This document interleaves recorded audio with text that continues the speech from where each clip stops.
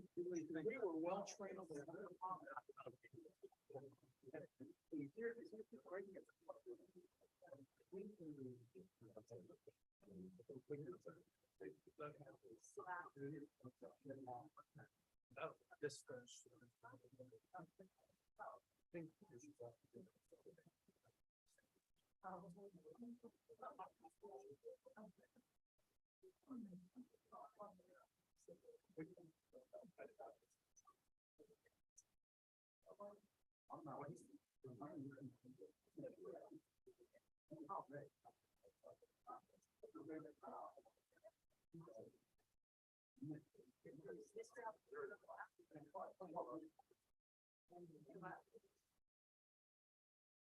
everybody feeling out. Yeah, it's good.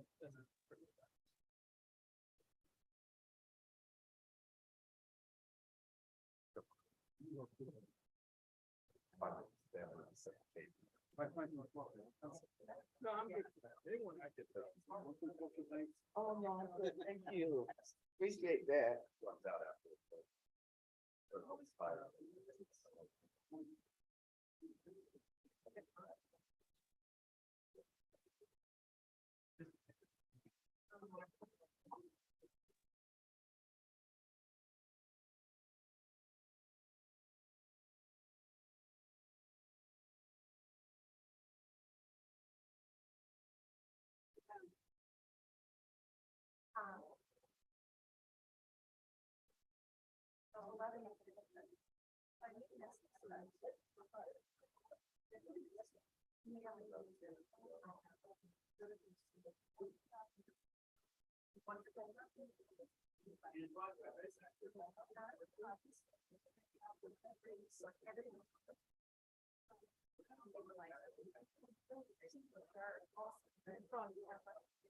Well, yeah, but I think, you know, it's.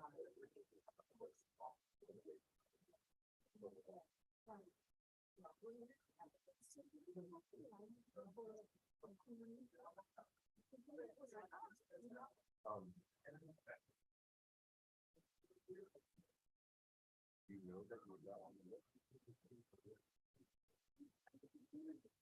Submitted the written. Sign up here.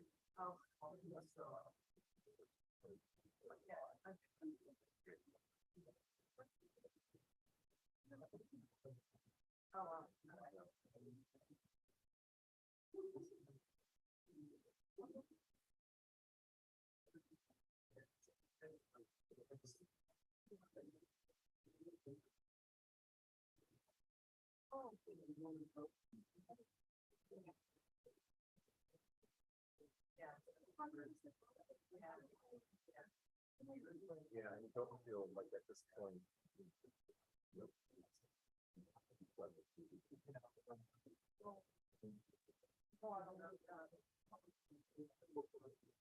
So it's.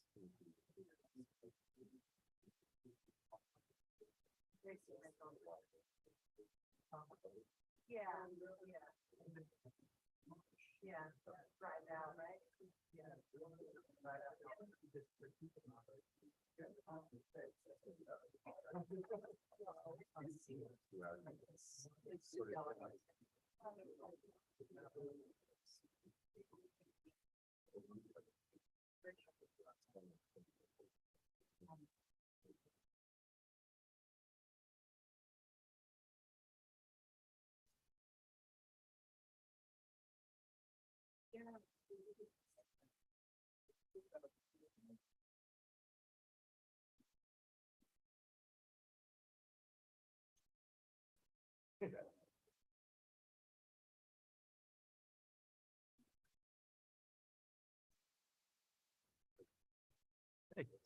Okay, we're going to go ahead and reconvene the hearing.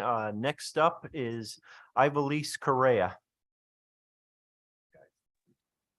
Hello, how are you today? There we go. I'm sorry, I'm into Zoom meetings right now. I'm sorry. So here we go. Can everyone hear me okay? Yes. Okay, thank you. I'd like to begin by thanking the committee for allowing me to speak today. I'm speaking regarding HB 6817, regarding Section 4, subsection A2 on page 7. Despite the rise on ghost guns, police chiefs all across Connecticut can verify the majority of illegal guns seized are not from southern states, but come from our suburban towns. The Accelerated Rehabilitation Program in Connecticut allows strawman purchasers to use this program several times and still keep their criminal records clean. But those purchasing the guns, primarily Black and brown people, face a 9-month mandatory minimum. Please Google Rich Classic of Enfield, Connecticut. At the time of his sentencing, after selling 46 guns to Hartford residents, 3 people had died. He was only sentenced to about 46 months, about a month per gun.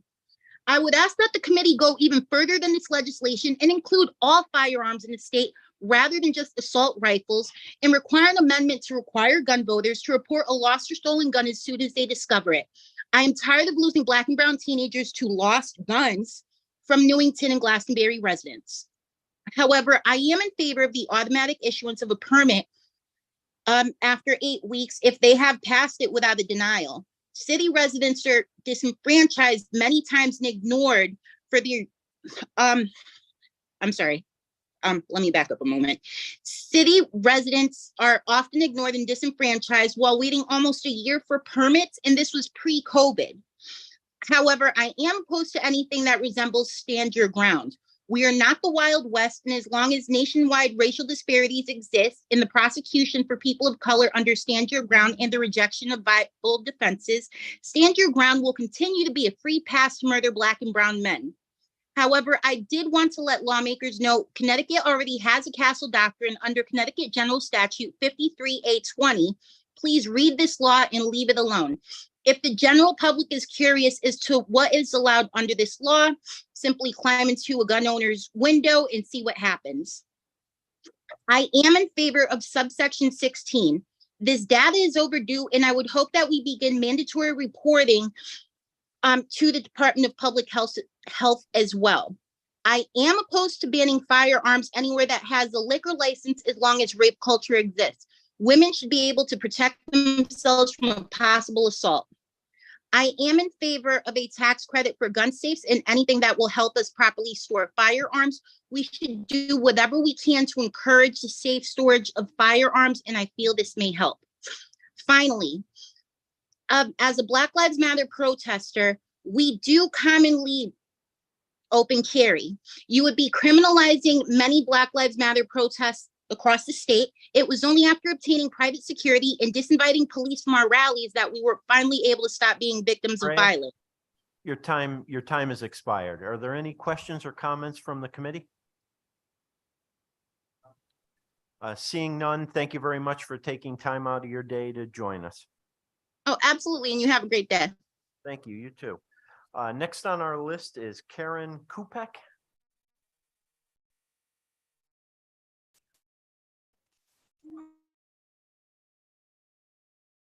Karen Kupek. Hello, I'm here. Okay, go ahead. You have 3 minutes. Sure. Hello, my name is Karen Kupek, and I would just like to say I'm currently a resident of Naugatuck, Connecticut. I am a member of CCDO, speaking not on behalf of my other members, but myself today. Sorry, I'm very nervous. I do not like public speaking, and this is my first time speaking in front of you all today. I'd like to have on record that I support HB 6817, also that I oppose HB 667 and HB 6816. I am a newer student who is newer to firearms, with having just about 2 years under my belt, being a legal, law-abiding firearm owner. Unfortunately, I will not be able to speak today of facts and statistics to you all as the experts and most others previously before me, or possibly beyond me. I don't want to take up much of your time today, so I appreciate you listening to me. One topic I did want to address is HB 6816 about the body armor.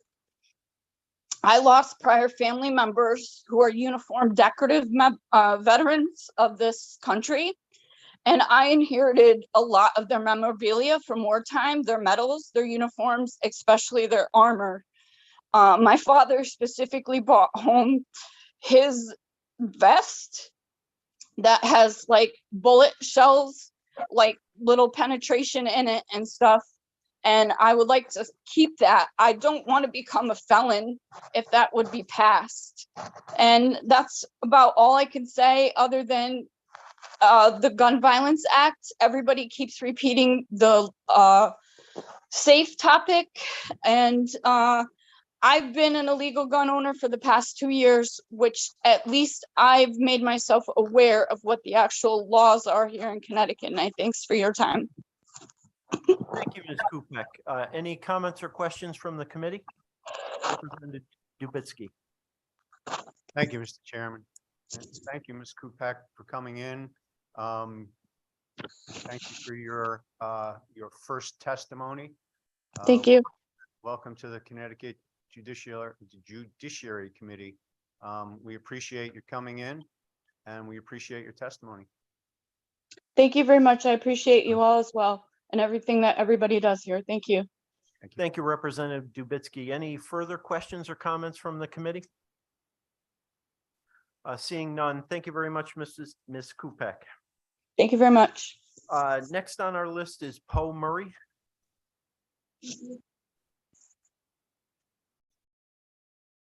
Poe Murray. Then we'll move on to Brendan Malone. Brendan Malone.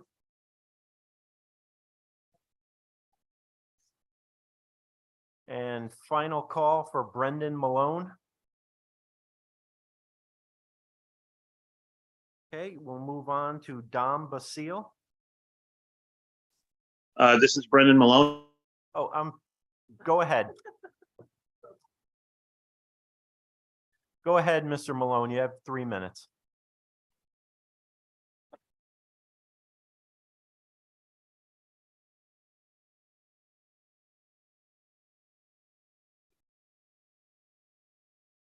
Looks like we've lost him.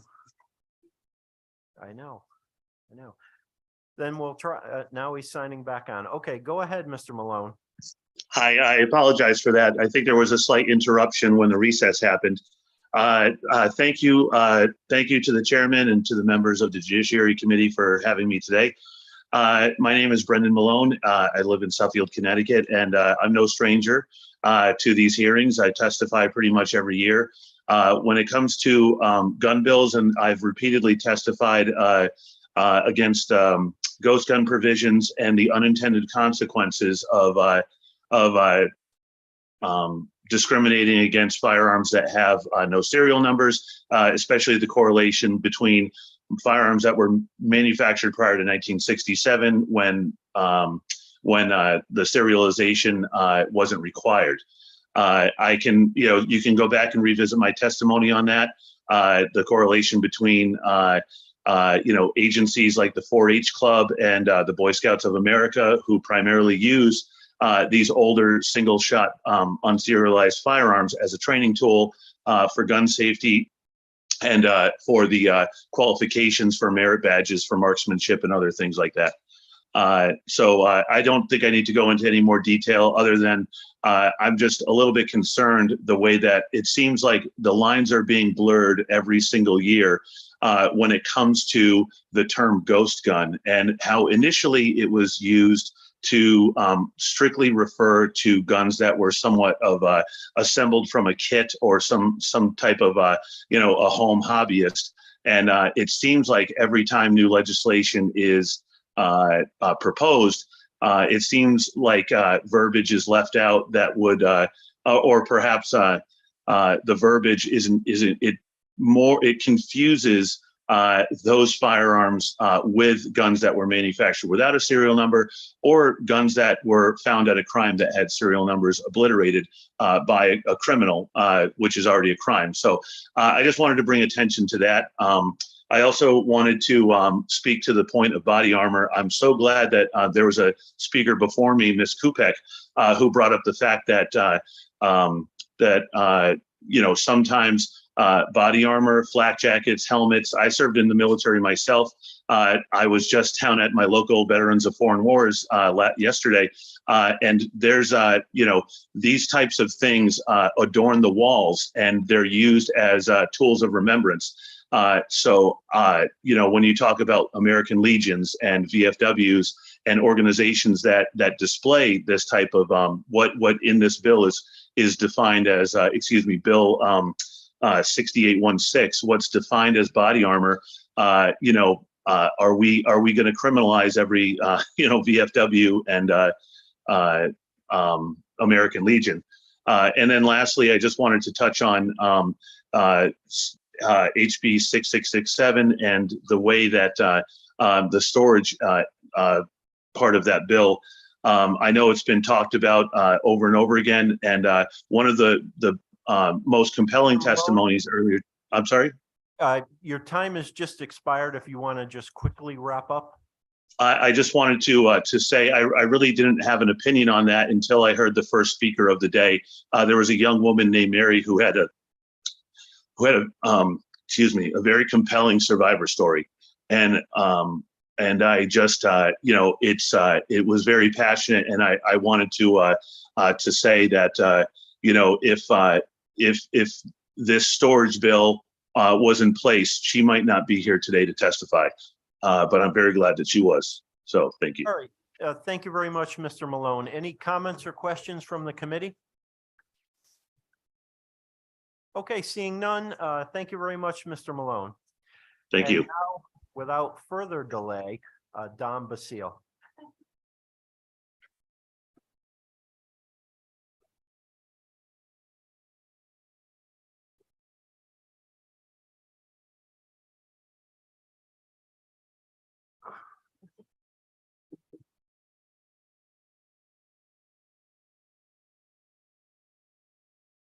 Good evening. I'm here today to voice my strong opposition to the governor's bill, HB 6667. I oppose this bill in whole, but primarily on the sections regarding mandated firearm storage and the funding of gun violence commissions. I've owned a gun for as long as I've been driving a car. I've never had a mishap, and I've never even had to administer so much as a Band-Aid. I understand safety. As a safety instructor for over 30 years, I emphasize the proper protocols to all of my students to help them move forward as responsible gun owners. Again, I understand safety. However, I know my place, and I draw the line at dictating that behavior within the sanctity of someone's home. I would like to have the government as removed from my life and from my home as much as possible. Where are you going to draw the line? What's next? Are you going to pass a law mandating that we padlock our medicine cabinets? A recent OLR report shows that gun-related charges are reduced or dismissed nearly 70% of the time. The backwards thinking of HB 6667 is that the state will punish the victim of a crime while being lenient on the person that actually committed that crime. Can you give me any other examples where we punish the victim of a crime? Perhaps a wiser approach would be to borrow from successful programs like Project Exile, Omaha 360, or Oakland Ceasefire. These programs have worked to reduce the misuse of firearms without having to harass lawful gun owners. Finally, I personally have some issues with the funding of gun violence committees. To start, I oppose the term gun violence because to me, that term is intellectually dishonest. There isn't any such thing as gun violence because a gun is incapable of being violent, just as it is incapable of being happy or sad. We do not have any terminology in our current vernacular called car violence. That would be silly. This is the same thing. What we're actually suffering from today is a criminal violence problem. I have very little faith and confidence in these panels that are being set up to do anything effective to mediate the problem if they can't even first correctly identify what the problem is to begin with. I'm also in disagreement with the makeup of these committees, as I don't see any representation from the gun community. These are panels set up to study gun-related problems, yet there's no one from the gun industry. If you want to just finish that. I will be very brief, sir, and I appreciate that. There is no representation from the gun industry or the gun community. There's no CCDL members on it. There's no safety instructors, competitive shooters, hunters, collectors. My question to you is, if I am a taxpayer and I am part of the gun community and I am not being represented on any of these panels, do I have a viable foundation for an argument for taxation without representation? And I thank you for your added time. You're welcome. Questions or comments from the committee? Representative Dubitsky. Well, I got to give you credit for trying, at least with regard to that taxation argument. It might be a stretch, but You know, talk to the IRS about that one. yeah. What you say you oppose the makeup of the committee that's set out in this bill. Would you oppose something that was more balanced? Certainly, sir. If we're going to sit at the table and have a clear, honest, civil discussion on this, we need to have balance. We need to have equity. We need to have people of different viewpoints getting together and melding to actually have some fruitful, effective proposals put forward. Absolutely. Thank you very much. I very much appreciate your testimony. Thank you for the Mr. question. Chairman. Thank you, Representative Dubitsky. Any further comments or questions? Seeing none, thank you very much, Mr. Okay, Basile. and I appreciate your time. Thank You're you. welcome. Harold Ryan.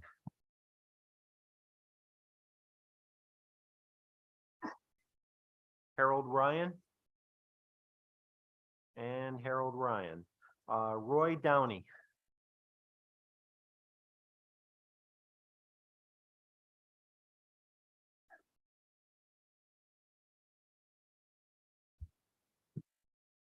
Good evening. Longtime follower, first time testimony in person. Name's Roy Downey, Higginham, Connecticut. Members of the Judiciary Committee.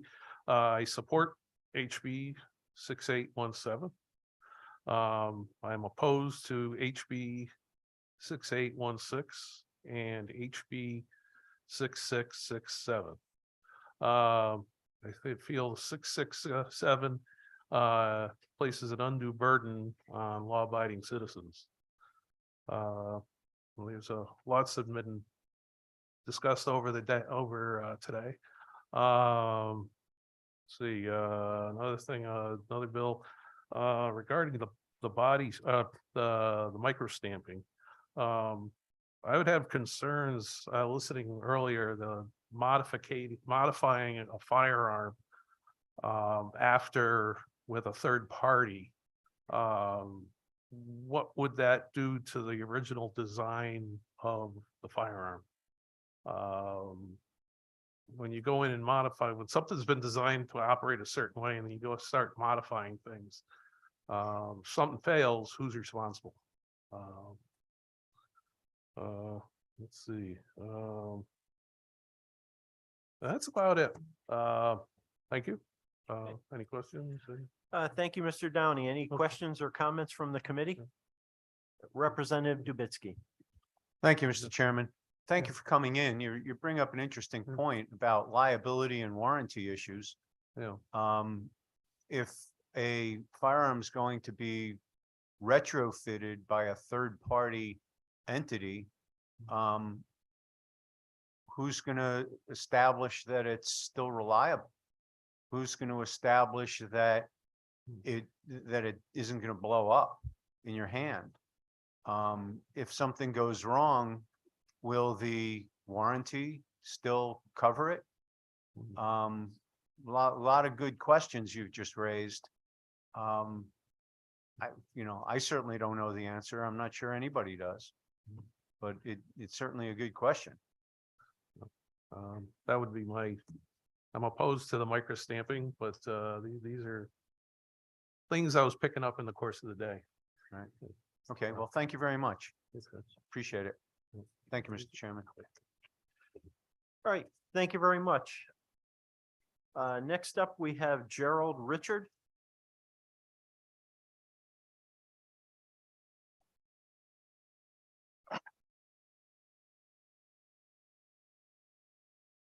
Thank you, Mr. Chairman, and thank you, members of the committee, for allowing me to testify. I'm Gerald Richard. I'm a Deep River resident. I'm 74 years old. I've been an Army officer and a business leader, and I've been a lifelong participant in the shooting sports. I support HB 6817. I oppose HB 6816. And above all, I oppose HB 6667, an act addressing gun violence. I oppose this bill because of the term gun violence, like Don Basil before me, because let's be clear, gun owners are overwhelmingly not violent people. The shooting sports are among the safest in the country, and firearm permit holders have low crime rates. We gun owners oppose the criminal use of firearms, and we want strong prosecution and for offenders to be put away. We support that. A lot of things have been talked about today, but I want to touch upon two. One is the storage issue for gun owners. I guess I have anxiety about that because while we are safe and non-criminal, this bill would tend to criminalize us. And at the same time, I haven't heard anybody speak up about the people who are doing the home invasions, the burglars. What about that? Isn't that a criminal act? And nobody seems concerned about that. And yet you're concerned about me. Well, if that's a problem, then we should also look at the people doing the home invasions. And to be clear, my wife and I live alone in our house. We have a rural location. When we are home, my gun's safe. I have a gun safe, but it stays open because if somebody breaks into our house, nobody here is coming to save us. We're on our own. And so we accept that responsibility. The other thing I want to talk about that nobody's really touched upon other than briefly is the fact that the shooting sports are among the safest in the country. And what drives that? It's really that we gun owners have a culture of responsibility and self-discipline, and we embrace the rules of safe firearm handling. And yet we keep continually going down this path of more laws, more laws, more laws. Ray Bevis spoke about that. And here again, we have another law with questionable, with probably no effectiveness, but we don't try to ever instill and improve upon the culture of firearm safety in our society. I mean, we do that with drinking and driving, have a set designated driver. We're even talking about responsibility now with cannabis. But when it comes to this, we don't do it. So I think it's time to, let's not go down. Let's not add more paper to the pile of bills. And let's try to embrace what us responsible gun owners do. Okay. Thank you very much. Thank you. Any comments or questions from the committee? Representative Dubitsky. Thank you, Mr. Chairman. You held up a piece of paper 3 times. I don't know what it is. Oh, I'm sorry. This is the firearm safety guide for Connecticut schools that was published by the Department of Education as a result of Ethan's Law. And certainly there's other, we've had people here that are NRA instructors and so on. And, there was been testimony,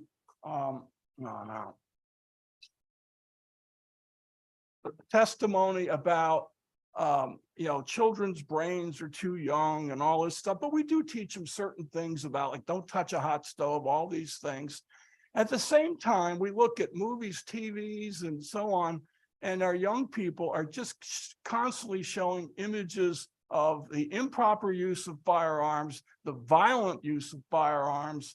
And we don't do anything to try to counterbalance that in terms of giving them a more proper image about firearms.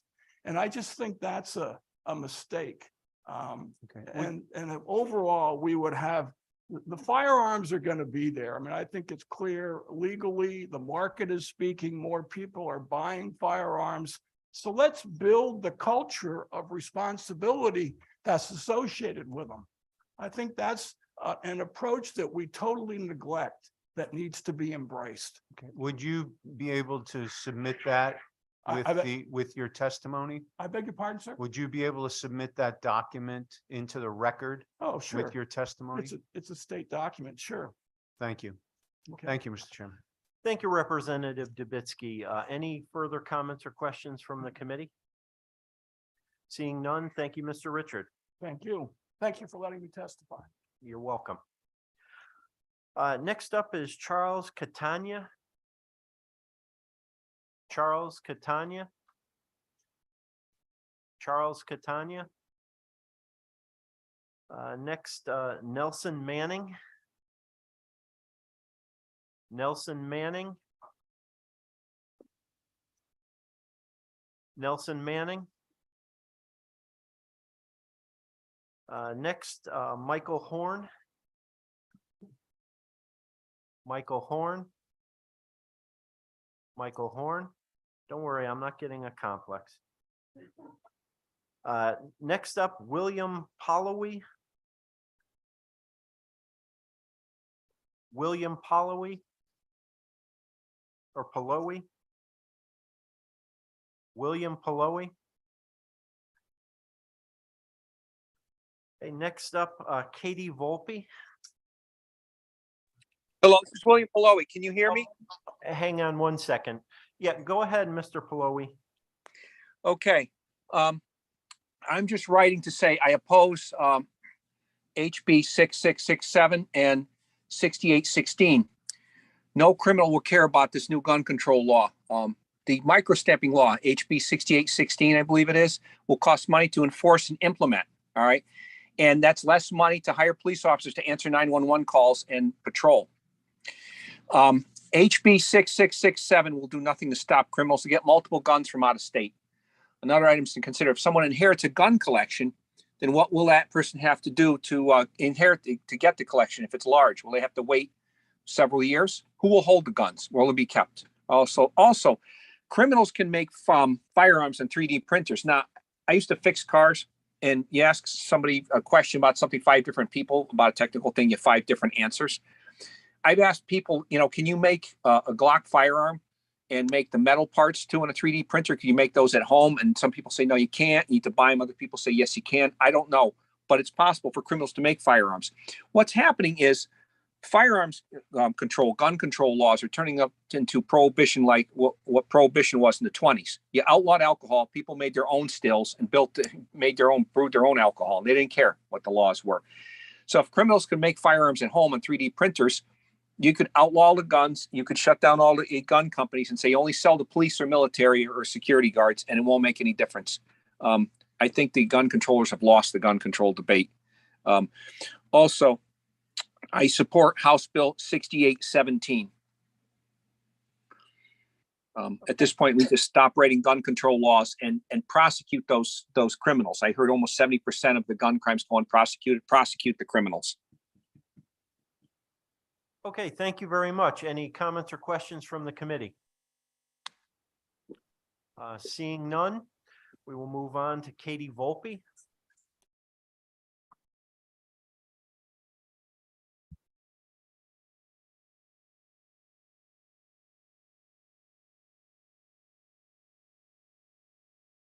Distinguished members of the committee, my name is Katie. I'm 13 years old and I live in the state of Connecticut. I support HB 6667. At school, every so often we have a lockdown drill. However, most people in this room grew up without them. That's not fair. Most of the time, students take lockdown drills as a joke. Another thing the school makes you do. They announce it on the loudspeaker, you go sit in the corner and wait for someone to unlock your door. But every so often, the thought thinks in that one day it could be real. I could be sitting in this corner praying nothing bad will happen to me or my classmates. And if one day it is real, I will be sitting in the corner thinking about who brought the gun. Is it one of my classmates who took a fight way too far, bringing a gun to school because they let their anger get the best of them? Who do they want to harm? Me, my friends, my classmates? Why? Why do they have the gun in the first place? Because they found it in a place easy to grab, in a place where they could easily sneak it into their bag, like stealing your mom's lipstick from her makeup bag. But lipstick is harmless. However, a gun is not. A gun can harm me. A gun can put me in a corner, the same corner where I sit and talk to my friends in homeroom, the corner of a lab desk where my friend group works every chance we can get in science, the corner where my friends and I move to write yet another essay in social studies, the corner that I read in every day in English. I am in those corners because someone didn't take a second to lock up their firearm because I didn't think they needed to. And for all those reasons and more, I support HB 6667. Thank you. Any comments or questions from the committee? Senator Kissel. Thank you very much, Mr. Chairman. Kate Volpe, you get the award for being the youngest person to come today and testify at 13. Got to be a 7th grader. And that was beautiful testimony. I may not agree with everything that you are advocating, but certainly you've been here all day. This is probably going to be our longest Judiciary Committee hearing of the year. Extremely well behaved. It sounds stupid to say that because you're not acting like some little 13-year-old kid. You're acting like a very mature 13-year-old member of the great state, citizen of the great state of Connecticut. And you really have done an outstanding job. And I just want to say thank you. You're a role model, no matter where people are on this issue, for advocates throughout the state. And I just want to say thanks for taking the time to exercise your rights to come and testify. Thank you, Mr. Chairman. Okay. Further comments or questions? Senator Winfield? I just want to, Representative Howard? thank you. I'm sorry. I just want to echo Senator Kissel's comments. I don't know if you heard me say earlier, my sons are 12 and 13, the same age as you. And, you know, there's been difficult conversations today. You had the courage to sit there and you gave an excellent testimony. And I'm very happy to see you here. I'm welcome and congratulations on a job well done. Thank you. Thank you, Mr. Chair. I just want to align myself with the comments of my colleagues. I know there was concern about whether you get to testify. You have sat here all day and listened to us go back and forth for good and for bad. Thank you for being here. I think it's really important when young people come to let them know how important their voices are.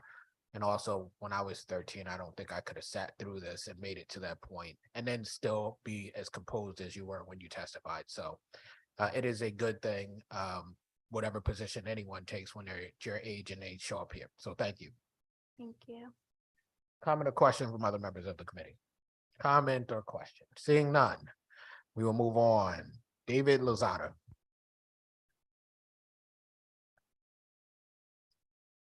David Lozada. Lucas Johnson. Hello. Hello, you may There we testify. go. Perfect. All right.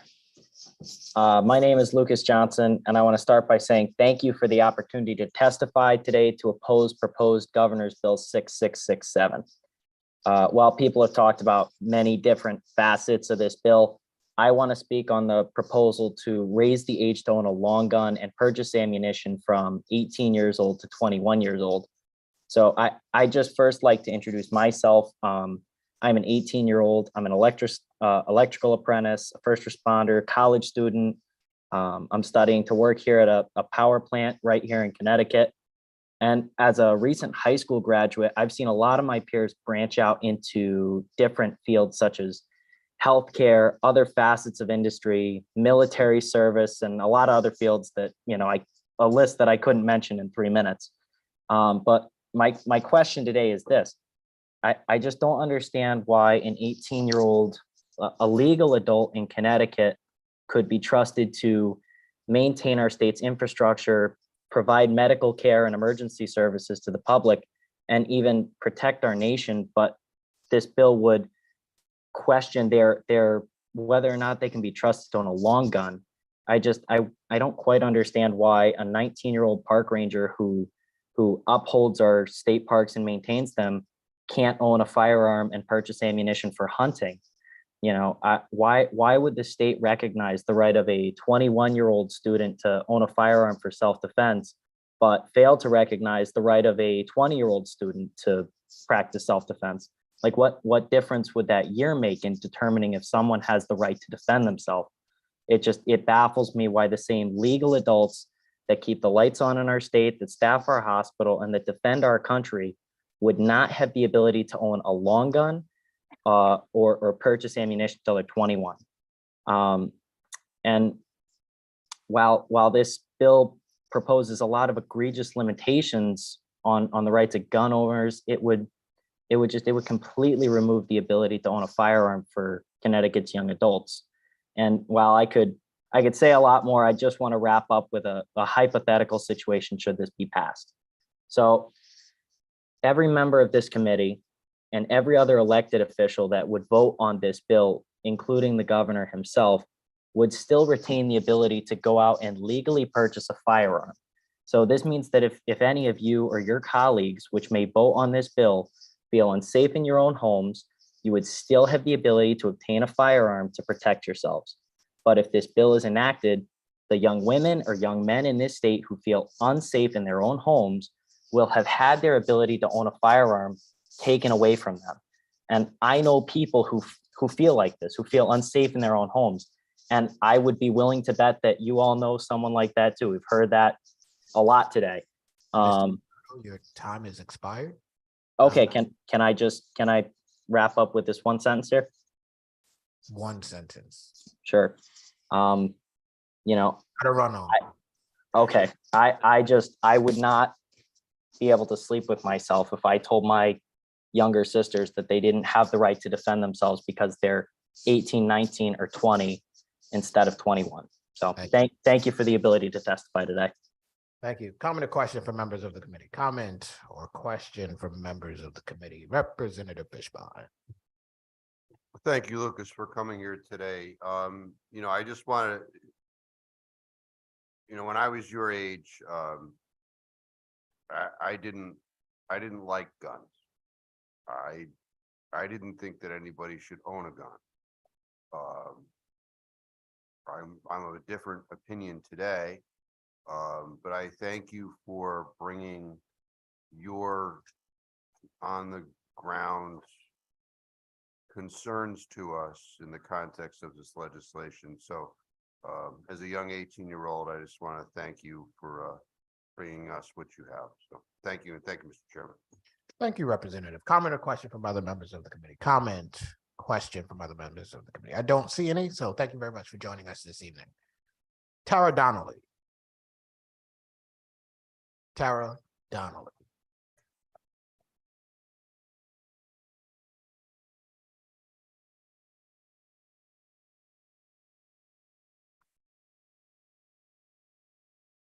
Senator Winfield, Representative Sastrom, and distinguished members of the Judiciary Committee.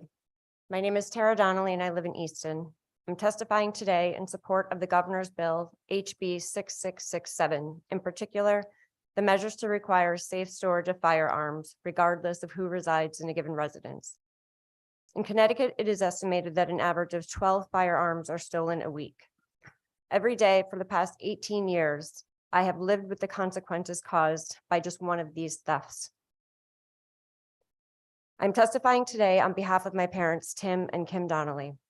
They were high school sweethearts who were individually so full of life, but even more so together. They were simple and happy people who together ran our family jewelry store, Donnelly Jewelry in Fairfield. In February 2005, they were closing down the store one night when a young man came in stating he was looking to purchase an engagement ring. But as he approached the counter, he instead pulled out a gun. Before my father could react, he was shot 5 times, including a fatal shot to his heart. My mother turned to call the police, but that evening, witnessing my father's murder became the last thing she saw. After being shot 6 times, she bled out as paramedics tried in vain to save her life. The young man who robbed the store had a drug addiction that he fueled through petty crimes such as stealing cars and robbing homes. Weeks before, he had broken into a home in Greenwich, opened the drawer to a nightstand looking for valuables. Instead, he found a gun. After a decade of committing nonviolent crimes, being able to access this unsecured gun was the turning point that enabled evil to act. I recently made a phone call to someone I had never spoken to before. It was a call to the man whose gun was stolen and used to kill my mom and dad. I wanted to know if he supported this bill. Before we could get to that part, he first told me he wanted me to know how sorry he was and that he has lived with what has happened every single day since. In specific regards to this bill, he has given me permission to say on record that when a home is vacant, firearms should be kept under lock and key. Had this been the law in February of 2005, my mom and dad would still be here. The murder of my parents has had a heartbreaking impact on my life, but perhaps the worst part of my story is that it is not unique. We know that unsecured guns are left vulnerable to theft and that leaving a gun unsecured when you're not home protects no one. Instead, it ensures that stories like mine, preventable and devastating stories, will continue. I implore you to take action to help end the cycle of gun violence homicide in our state, for my family and for so many others like us. Thank you for the opportunity to testify today. Thank you. Comment, question from members of the committee. Representative Staffstrom. Thank you, Mr. Chair. And Tara, I just wanted to thank you for being here. I remember the day your parents were killed. And you know, they were pillars of the community and very special in the district that I represent. There's in fact a street named after them in my district. And I know how difficult this was for you to be able to testify here today. And I'm impressed by your composure and your strength and your advocacy all these years. And just wanted to thank you for being here today. Thank you. Appreciate it. Thank you. Comment or question from members of the committee? If not, thank you very much for joining us and Thank you. sharing your story with us.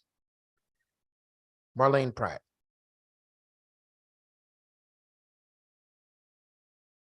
Marlene Pratt. Alon Cohen. I'm sorry, no dogs are barking. Everything's crazy right now. Okay, you, Ms. Pratt, you may testify.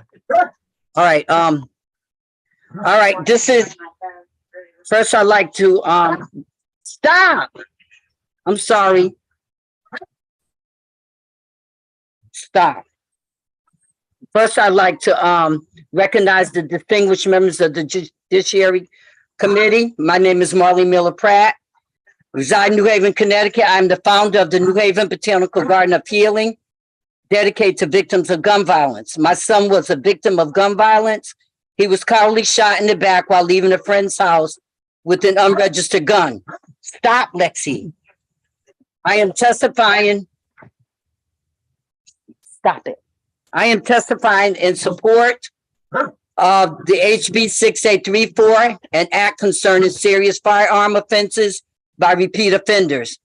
There are too many guns, legal and illegal, on the streets in New Haven and it is in the surrounding areas. Lives are not valued anymore. More and more young people are using firearm weapons to solve problems that could be mediated simply because they have access to the weapons. The Botanical Garden of Healing serves as a place of healing, but more important, as a wake-up call to the citizens in the city, depicting the many lives that have fallen to gun violence. There lies a magnitude walkway that embed over 750 bricks with names and ages of victims slain to gun violence. For every life lost to gun violence, generations cease to exist. There has to be severe consequences, those that will lay heavy on rehabilitating a conscience of an offender. And until offenders are held accountable to the severity of their crime, then they are more likely to commit the crime again. What is more detrimental is that the younger generation perceives the potentials of their action to end a life, as I will be given a second chance. in life after taking a precious life senselessly. I would also like to address section 53A to 55A, where it cites how manslaughter in the first degree with a firearm. 5 years, not suspendable. My son was not given a second chance. His life ended at age 20. I had no time to say goodbye. If you can aim a gun at an individual and cause the life to end, in my opinion, the offender should not be given a second chance to be a repeated offender of a violent crime. He or she should not be able to live out their life as a free person. Therefore, there need to be tougher laws on gun violence and especially repeat offenders, as some of them have been released to cause bodily harm to another life and severe trauma to another family. In my conclusion, I carried my baby for 9 months and raised him to be a young man. At the age of 20, his life was taken by a 20-year-old who was still playing violent video game scenarios, who graduated to real life scenarios. There are no win-win outcomes when a gun is discharged to cause bodily harm, whether intentionally or unintentionally. However, if you shoot and take a life, the shooter needs to be dealt strong consequences of the law. Therefore, years in prison system, whereas my situation, my son would never return to me. Lastly, there's still a void in my heart, and seeing the availability, just my last statement, and seeing the availability of guns on the street and lives still being succumbed to guns 2 decades later inspires my work to work there. Therefore, I support HB 6834 to toughen the laws for repeated offenders of violent crimes. Thank you, committee, for hearing my testimony. I'm sorry I rushed, and I'm sorry for the dogs, but I'm actually here with 911 for my pressure. Okay. All right. All right. I'll entertain any questions. Comment or question from members of the committee? Comment or question? Ms. Pratt, I want to thank you for the work that has been done on the garden. I think it's important work to remind folks of what it is we're having a discussion about. Thank you. All right. And I'm surprised I don't have any questions from a grieving mom. We are the ones who suffer the most from gun violence. Thank you, Ms. Pratt. All right. Thank you. Alon Cohen. Did they turn me off? Okay. Alon Cohen. Yeah, here. Can you hear me? I do hear you. Okay. I'm Alon Cohen from Portland and have come to oppose HB 667 and HB 6816. Also here to support HB 6817. I want to first focus on the banning of body armor, which is just plain foolish. It is the equivalent of banning seatbelts in cars because some people will do crimes and speed away from police. Most people don't commit infractions while driving. Should people die because of everyday car crashes? Look at the example of hard hat versus hammers. Same with body armor to bullets. The force of the bullets will still affect the person with potential broken bones and internal bleeding due to the force of the bullet, though no penetration happened. Next, microstamping is foolish technology, for it will probably cost the state billions and will take a criminal 5 seconds with a file to get rid of it. Also, the anti-gun violence programs that these bills want to fund clearly are not working. If they were, the results would be less gun violence, but people here today in support of the governor's bill say there's more gun violence today. So why should we fund failing programs? Either they work or they don't. And clearly they're not based upon what people in support of the governor's bill have stated. I will accept any questions. Thank you. Comment or question from members of the committee? Comment or question? Seeing none, thank you very much for joining us this evening. Matthew. Nice evening. Cucolo. Hello, good evening. Can you hear me? Am I there? Hello? Anybody there? We hear you, sir. Can you hear me? Oh, you can hear me. Okay, I couldn't tell. Thank you. Thank you for all the representatives taking the time today to listen to everybody give testimony. I strongly support 6817. I strongly oppose 6667 and 6816. Having been able to listen to a lot of testimony throughout the day with my patients, mind you, the Zoom is good for that. We were able to talk and educate and have a good discussion and discourse about what these bills entail. And I can tell you, after seeing about 60 people in a row today, all 60 of them support 6817 and oppose the other two. I'm tired of us always trying to go after law-abiding citizens and rewarding criminals. I think we need to be harder on crime in this state, and we'd have a lot of good changes that way. I like to give credit to Representative Fishbein, Dubitsky, and Howard. I thought they asked great questions and, and really made some good points today. And last, I'll just remind us, instead of trying to rewrite the Constitution, maybe some people need to start rereading it or read it. I like constitutional carry. I know a lot of states are going that way. We seem to be doing the opposite in Connecticut, which I find surprising, because aren't we the Constitution state? So it doesn't make any sense. But I thank everybody again for listening and giving good testimony today. And God bless you all. Thank you. Thank you. Comment or question from members of the committee? Comment, question from members of the committee? If not, thank you very much for joining us this evening. Charmaine Walcott, don't see her. Matthew Strasser.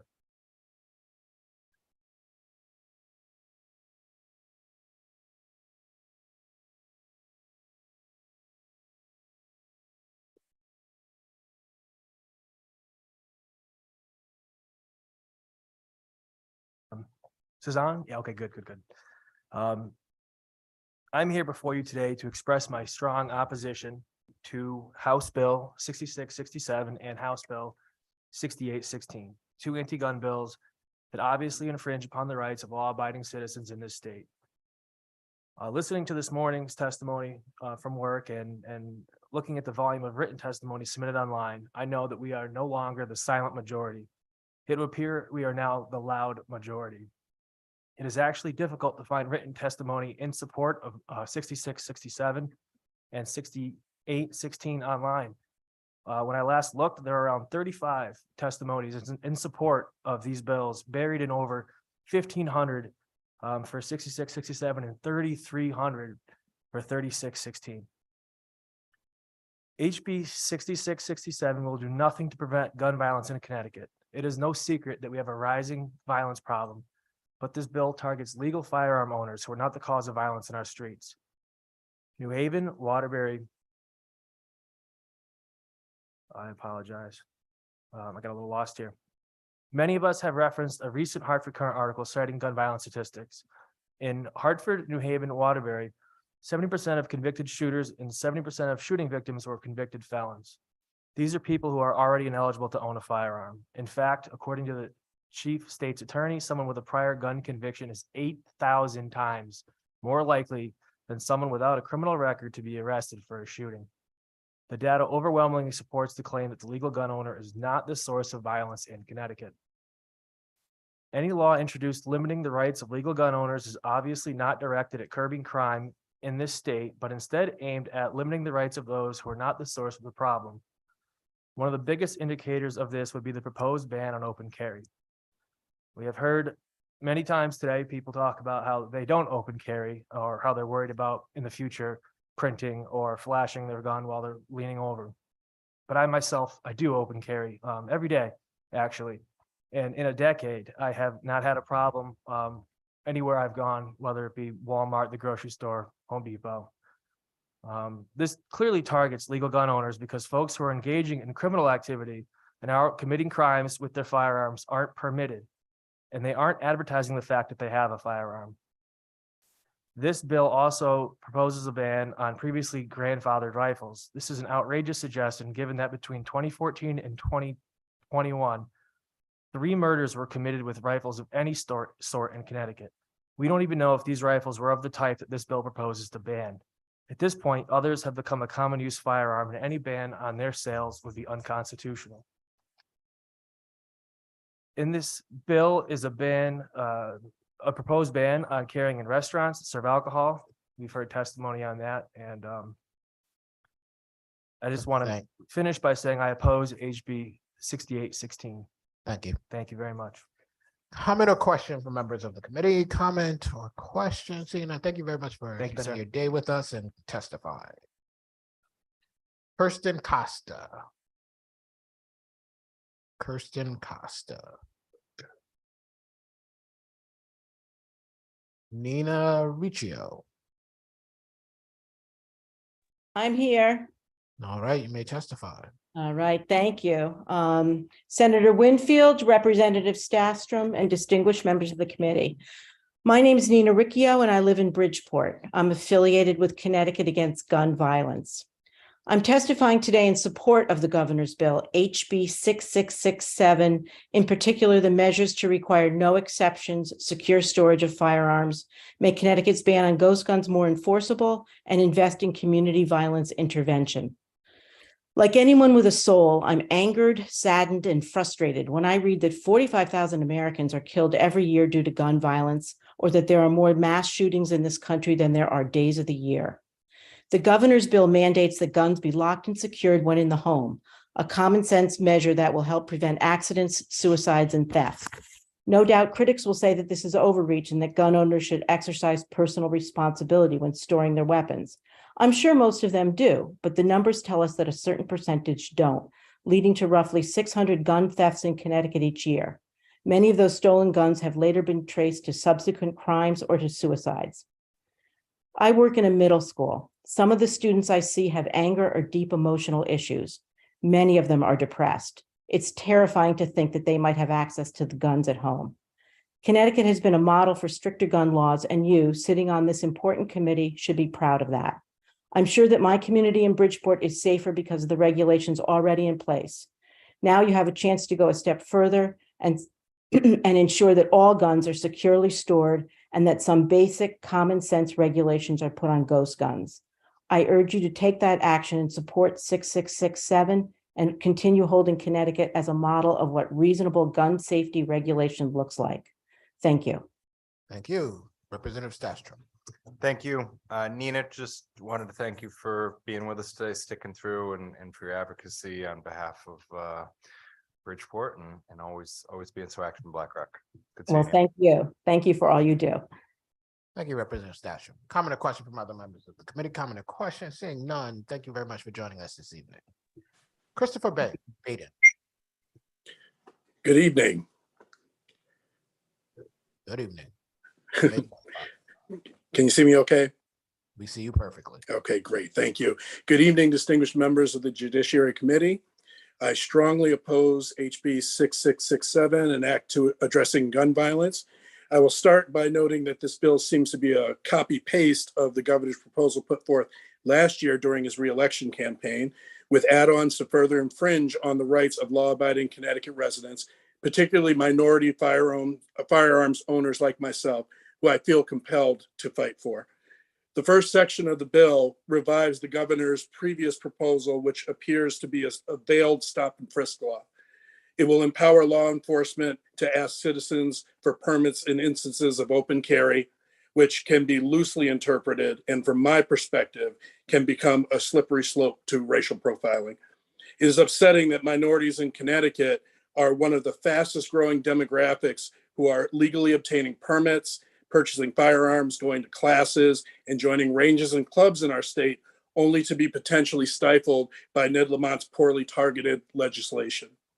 I will also point out that the additional restrictions in this bill place undue burden on those of us who have complied with all the aspects of existing Connecticut law regarding the purchase, safe storage, training, and lawful use of firearms.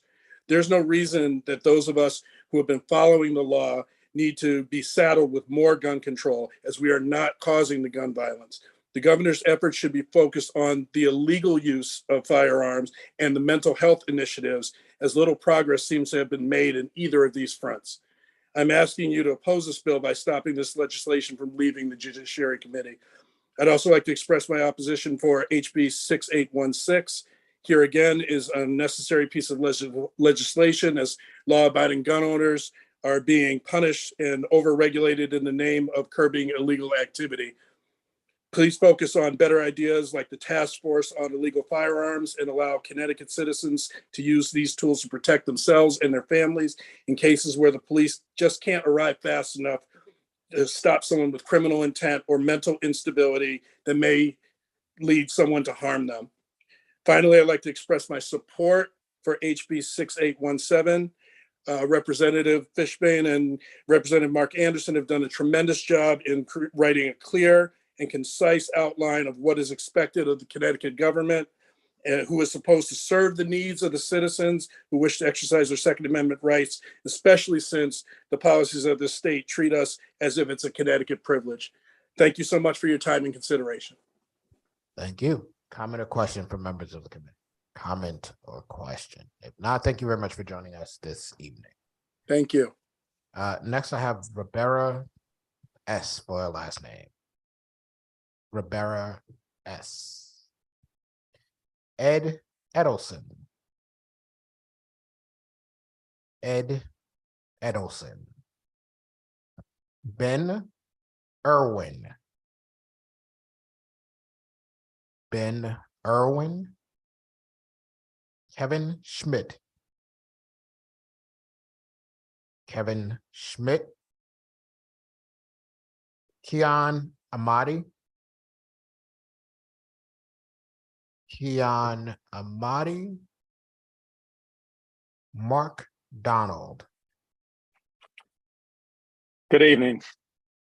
Good evening, members of the Judiciary Committee, Senator Winfield, Representative Stastrom, Mark Donald, Executive Director of RIASAP, organization in Bridgeport that works on multiple fronts. In this, particularly the community gun violence intervention with our Street Safe Bridgeport program and suicide prevention, as well as other prevention and education capacity building around mental health addiction and suicide prevention. And, you know, this is, as I'm number 150, we've heard a lot of arguments against 6667. On my end, I'm talking in support of it, especially in regards to some of those law-abiding citizens who already talk about how they follow what the law is putting in place or is supposed to be putting in place.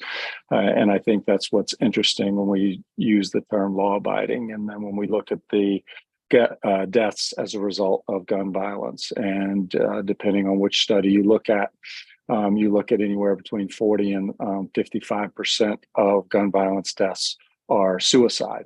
And the vast majority of those happen in law-abiding homes as a result of safe storage, as a result of impulsivity.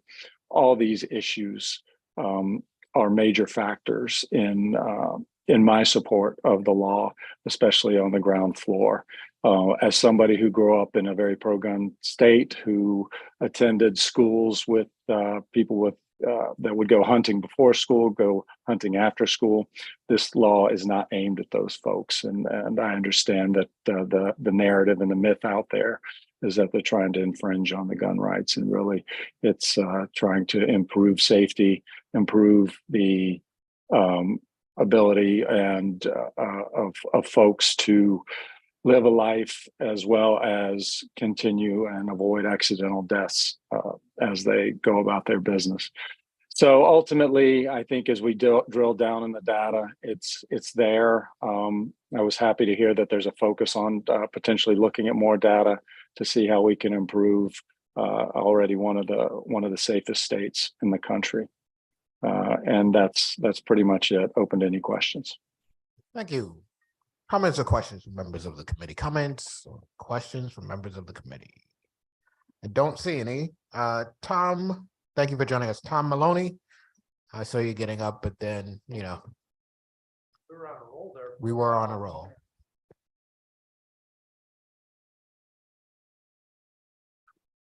Good evening, Senator Winfield, Representative Stastrom, distinguished members of the Judiciary Committee. I'm Tom Maloney. I'm from North Stonington, Connecticut.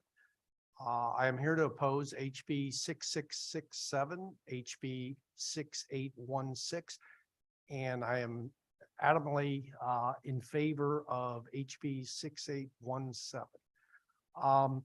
It's late in the day. A lot of things have been said. I'm trying not to rehash, a lot of the points. One thing I would ask the committee to do, though, is look at the problem of stolen guns through a slightly different lens, and that lens is supply and demand.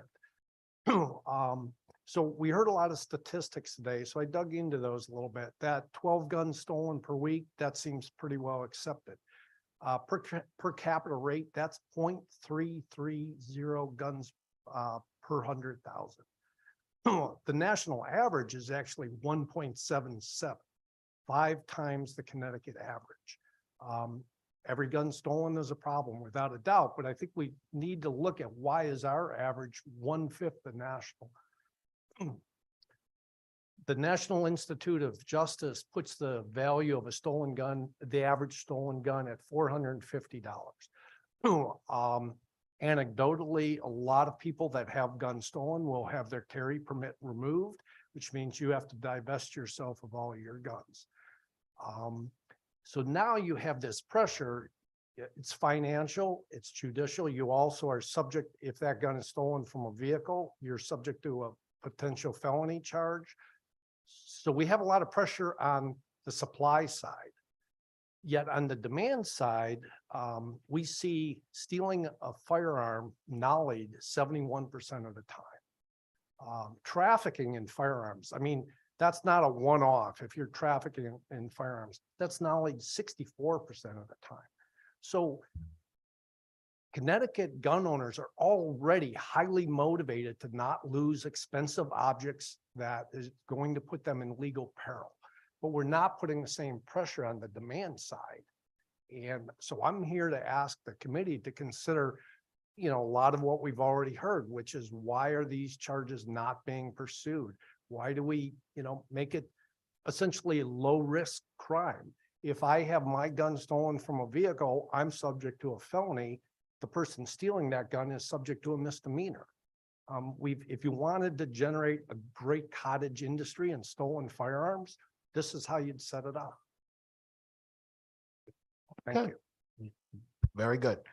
Representative Howard first. All right, thank you, Mr. Chairman. And Mr. Maloney, thank you for making the approximately 1 hour drive here from North Stonington. I'm quite familiar with it. As you do often. Yeah, so thank you for being here. You said you're in favor of 6817, and we haven't talked much about this, and I probably should ask you ahead of time, but I'll ask you now. Do you know, relevant to other states, you heard testimony, you've been here all day, and thank you for that, that it's over $400 to acquire your pistol permit in this state by the time you're all said and done. Do you know how that equates to other states? It's so disparate between different states. I mean, a lot of state, I have a non-resident Pennsylvania permit. It was $25.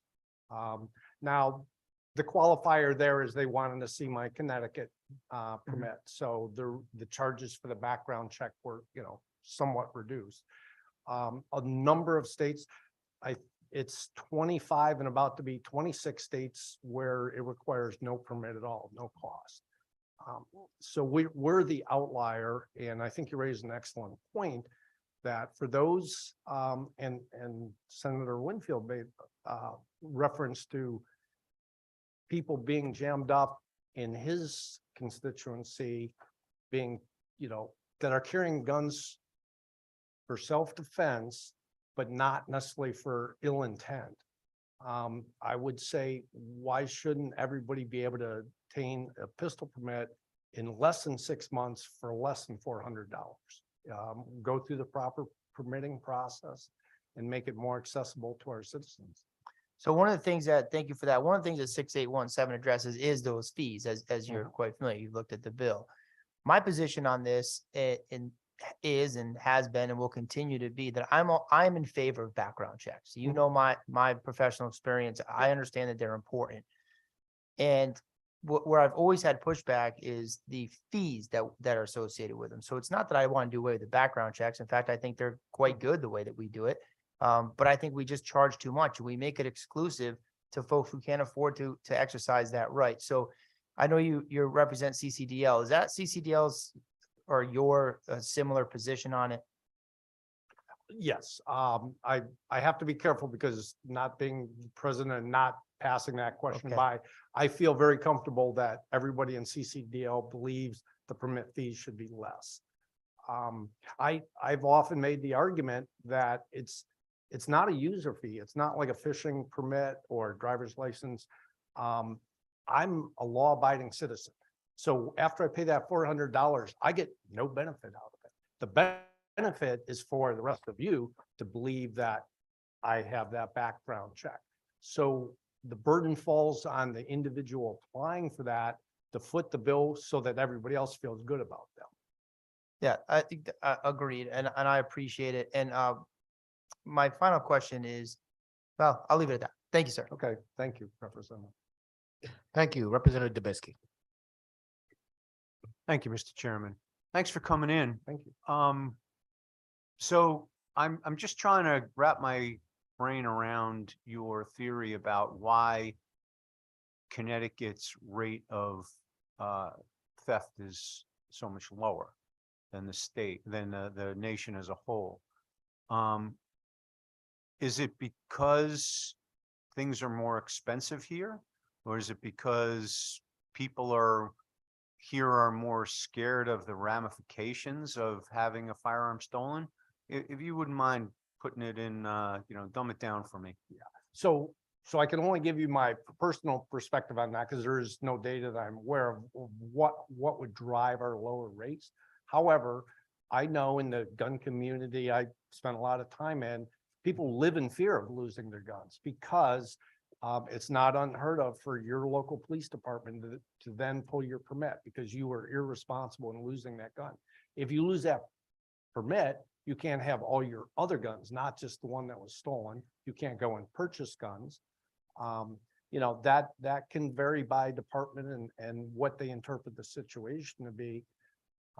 Plus, the guns that I would have stolen when I come home from a skeet match on Saturday, I could not easily replace the gun I, compete with. That's an expensive piece of equipment. So my point was, I think Connecticut gun owners are already being responsible.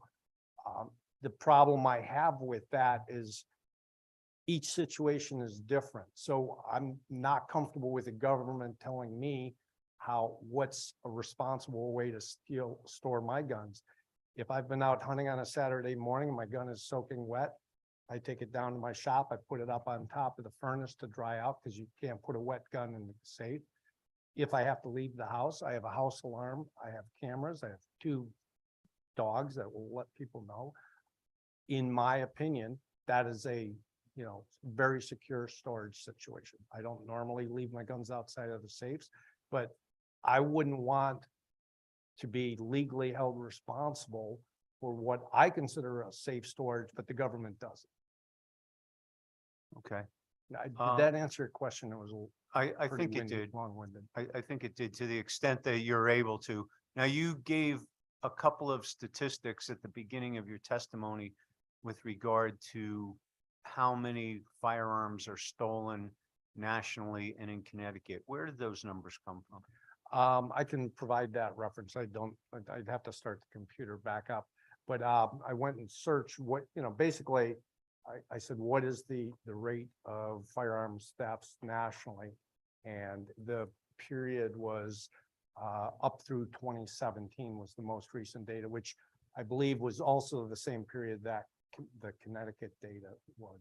And that number was an annual number that, because I heard it quoted by week today, I broke it out, and that's how I came up with it. But why I really wanted to dig into that, we often hear numbers thrown around that are not per capita. So Connecticut's a small state. We have about 3 million people. So I was curious how our rate compared nationally. And ours is surprisingly low. Okay, well, if you wouldn't mind getting that data, I'd appreciate it. Absolutely. Thank you. Thank you, Mr. Chairman. Thank you, Representative. Comment or question from other members of the committee? Comment or question from other members of the committee? Seeing none, thank you very much for joining us. Thank you very much. Robert Butler.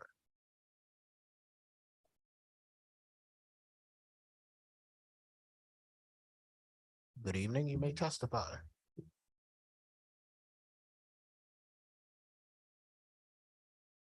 I'd like to thank the honorable members of the committee. My name is Robert Butler. I'm from Groton, Connecticut. I'm the regional chairman for New England Sporting Clays for Scholastic Clay Target Program.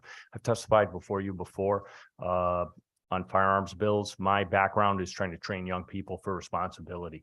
I come today because I read through the bills that are listed as opposed on the CCDL list. They did not have the last bill that was talked about by the mayors. I really, really appreciate the co-chairman Winfield's questioning of some of the mayors and the chiefs because it feels to me in reading some of these bills that the crafting hasn't included all the stakeholders. I think there's very valid points on the groups that have testified before you. Both sides have legitimate issues that we probably need to discuss more, but it feels to me like the crafting on some of this legislation doesn't fit what may happen on the ground in the representative or the senator's district. It doesn't fit well in my particular needs in my community with the young people that I work with and the new people we teach.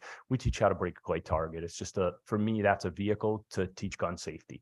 It's a sport that is participated on the Olympic level. The US does very well in the medals division on that, competing against all of the top world competitors, the Chinese, the Russians, the other big nations. But safety is such a key to that teaching, and it just is seamless. The young people know safety is important, but I can tell you right now, they're not thinking that all the time because it's an enjoyable sport to them.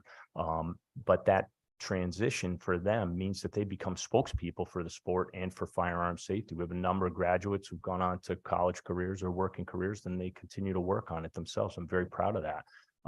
But I'm also incredibly grateful for the members of this committee who put in the time. I've done this enough times now to know that I was probably going to be here till about 8 o'clock, and you're going to be here later than me. And my gratitude to you for listening to each stakeholder that came here tonight and trying to craft bills that are effective and help this state. As has been testified before by both sides, I think we have a very strong package in Connecticut of firearms bills that work better than most places in the nation. And I'm a gun person. Obviously, I'm going to oppose the 3 that are trying to restrict additionally. I think we've got enough. I think obviously I was not aware of the lack of some of the prosecution. I came here less than well prepared to realize that local prosecutors and local courts are having struggles making what we have on the books stick when we see firearms as an issue, whether it was stolen or used in a crime. Thank you very much for your time tonight, and be happy to answer any questions. Thank you. That 3 minutes goes fast, doesn't it? Comments or questions from members of the committee? Comments or question? If not, thank you for spending your day with us and testifying. Jack Gorfian. Thank you very much. My name's Jack Gorfian. I live in Guilford, Connecticut. I'm a certified pistol instructor and range safety officer. I'm here today to express my opposition to House Bill 6667 and 6616 and my support for 6817. I've been listening all day. I'm not going to reiterate everything I've heard that I agree with, but overall, the points made against the bills I'm against, I'm in alignment with, as well as the points made in support of 6817.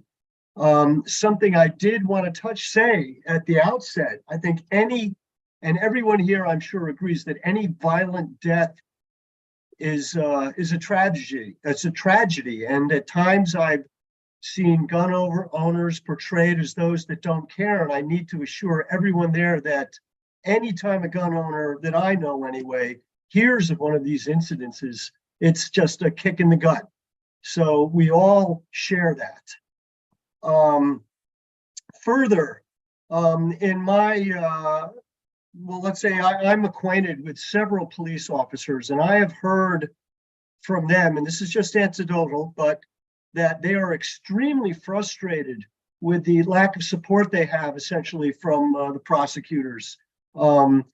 the attitude that they encounter in some of the inner cities is that these folks who are repeat offenders just don't care because they know they're just going to come out. And as has been said before, 70% of these gun charges are dropped.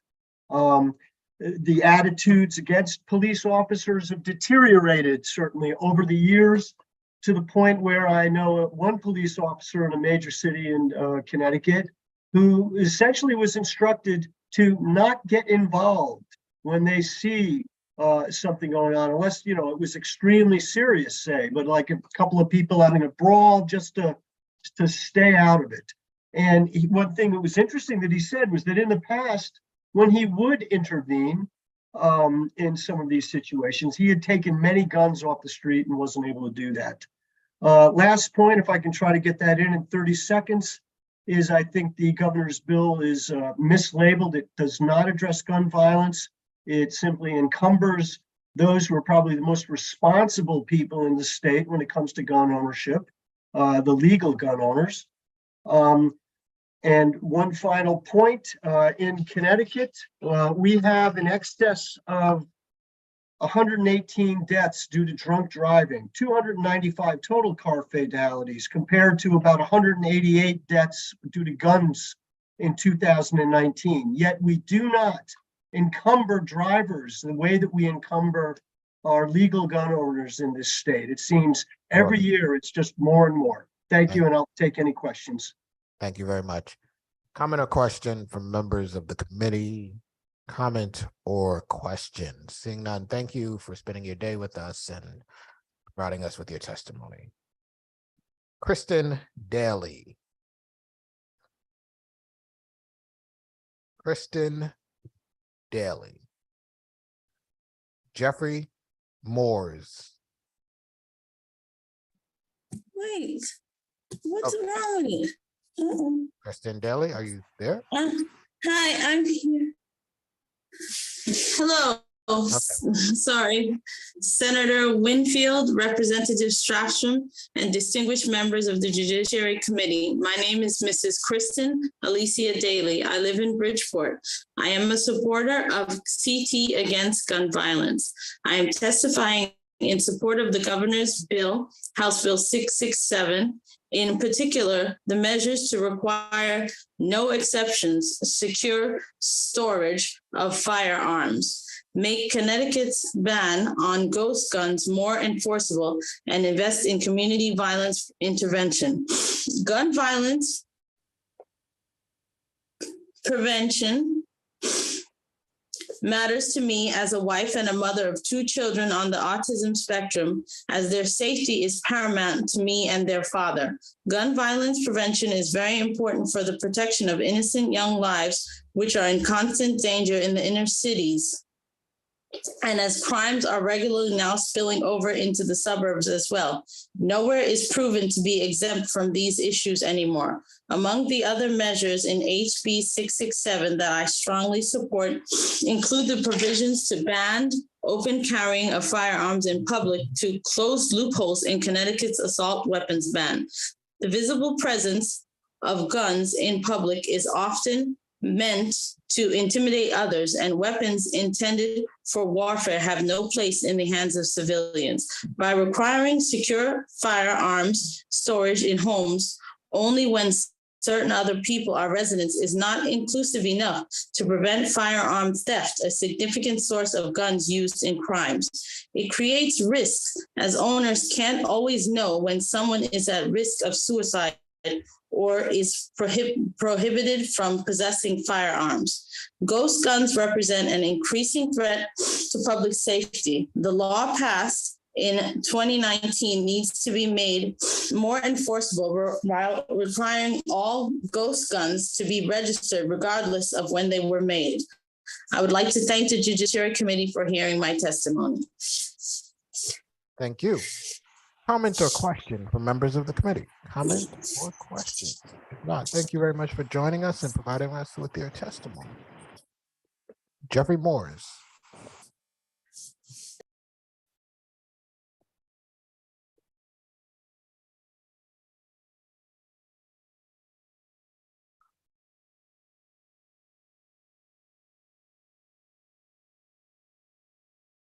Good evening, distinguished members of the Judiciary Committee. My name is Jeffrey Moores. I'm from Farmington, Connecticut. I'm here to oppose HB 6816, the act concerning microstamping and possession of body armor, and oppose 6667, the governor's gun control bill. Let's start with 6816. Microstamping is yet to be proven to be a significant aid in crime reduction, and the feature itself is very easy to defeat. Maybe put in a spare firing pin or just buff off the markings on the existing firing pin. On the subject of body armor, I can't figure out what sort of notion it is to strip ordinary folks of the option of additional self-protection. Body armor is not an offensive weapon. The bill only allows law enforcement to possess and wear body armor. But what about firefighters, EMTs, security guards, private detective, bail bondsmen, and women? They're high-risk jobs. There are also abused spouses or significant others whose lives have been threatened. Are they not entitled to the option of additional layer of self-protection? Do they not count? There are ballistic shields for school children's knapsacks to try and keep them safe. Would you deny them that protection? I honestly don't get it. I am in favor of HB 6817, support of gun owners' rights, but I'd like to move on to the governor's bill 6667. With nearly 40 different sections, this appears to be a wish list for someone who obviously has a vendetta against legal gun owners. To wit, section 29, line 1900. It's an automatic felony charge for illegally purchased and possessed high-cap magazine that you might have neglected to declare in 2014. Maybe it was in a drawer somewhere. Who knows? Maybe it's still there undiscovered. No amnesty, just a year in jail, minimum. Currently, it's a $90 infraction for the first offense. Mandatory home storage. Do you think we just leave our guns laying around for thieves to steal? No, we value our property just like anyone else, especially our firearms. But if I may be more to the point, the gun control faction has had the run of the place for the last 10 years. Any bill that they seriously got behind got passed. If not in year one, then the following year. But are we any safer now than we were 10 years ago? Nobody I know thinks we are. Isn't it time for a report card? Murders are at a 25-year high. Carjackings in West Hartford, which is a new occurrence. Nasty people becoming more and more brazen. First-time gun buyers are up in record numbers. Women, people of color, frankly, even liberal Democrats. Ask around at the gun stores. I have. And why is that? They don't feel safe. We don't feel safe. No ginned up statistics from every town or Giffords or Mother Jones is going to change that. Most of their numbers are tainted anyway. Thank you. Comment, question from members of the committee, comment or question? If not, thank you very much for joining us this evening. Thank you. Jeffrey Tang. Jeffrey Tang. James Ritchie. Yeah, I'm here. Let me get the video up. All right, you may testify. Okay, my name is James Ritchie. I'm of Bristol, Connecticut. And good day, distinguished legislators. I'm here strongly to oppose HB 6667 and HB 6816. And while I strongly support HB 6817, I am a member of CCDL. I am also an NRA instructor. I also am the Northwest Regional Outreach Manager for CCDL, but I am talking for myself today. Bruin has changed the landscape since last summer, and I got a whole bunch of stuff that I submitted in writing to the committee. Instead of rehashing everything we had, there's two things I want to bring up that since a Bruin decision has been opinions made in the circuit courts. And one that is very close to us right now is New Jersey. Judge Bloom granted the TRO against all the new gun control laws that were stated in New Jersey, saying the following: all agree that violent crimes involving firearms are tragic, but the dictate of Bruin is clear. Legislative interest balancing is understandable and everywhere appropriate, but it is not deference to the Constitution demands here. while legislators may disagree with Bruin, they may not disobey it. And that's something that's come out. These court cases are moving forward at a fast rate. And I don't want to end up seeing us having more lawsuits. We already have one now going in the state where people are going to go after their rights. Seventh Circuit and other states have thrown out the bans that were done for 18 to 20-year-olds because at 18 they were legal adults and they have their constitutional rights. In Texas, the Fifth Circuit en banc court ruling said that on a 13-3, 18-year-olds have the right to use firearms for all legal purpose, including their right to carry self-defense. I'm pretty much at the end. I really think that both HB 667 and HB 6816 will fail on any historical analogs, and that is the duty of our legislature, as stated by Bruin, to go out and find historical analogs around the 1791 supporting those types of gun controls. One last thing, open carry and concealed carry was the norm up until 1813, when 2 states started to ban concealed carry because no honest person would conceal carry. And that's all I got to say. I'm willing to answer any questions. Thank you. Comment, question for members of the committee. Comment, question. Seeing none, thank you very much for joining us this evening. Have a good night. You too. Robert Starr. Robert Starr. Can you hear me? I do hear you. I don't see you, but I can hear you. Okay. Yeah, I don't know how to turn the video on. Anyway, Go ahead. yeah, most of what I was going to say has already been said, so I won't go all over what everybody else said. But my name is Robert Starr. I'm a lifelong resident of Torrington. I want to say that I oppose HB 6816. I support HB 6817. And I also oppose HB 6667. The part about and HB 667 about prohibiting open carry is that's just puzzling to me. I mean, how is it an advantage to be ignorant of where the guns in your vicinity are located? If a citizen is truly bothered by the presence of guns in public, it's only logical that openly carried guns would give that citizen the opportunity to distance himself or herself from the person who was carrying the gun. That's my perspective on that. Anyway, you have my written testimony, so the rest of my thoughts are in there. I won't hold you up. Thank you, Mr. Starr. Comment or question from members of the committee? Comment or question? We appreciate your testimony more than you know. Michael Field.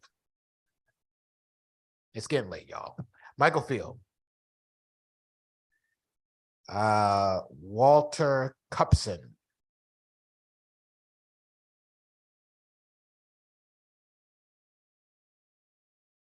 Good evening. I'm Dr. Walter Cupson. I'm the outreach coordinator for CCDL. What are we doing here? I don't want to be here any longer. I'm sure all of you don't want to be here any longer. This is a rhetorical question for all of us in the room. It's also a question for our governor. It's a question for us at CCDL. It's a question for the folks at Connecticut Against Gun Violence. What on earth are we doing here? I've been doing this long enough to say that year after year after year, we spend 12 or more hours debating minutia.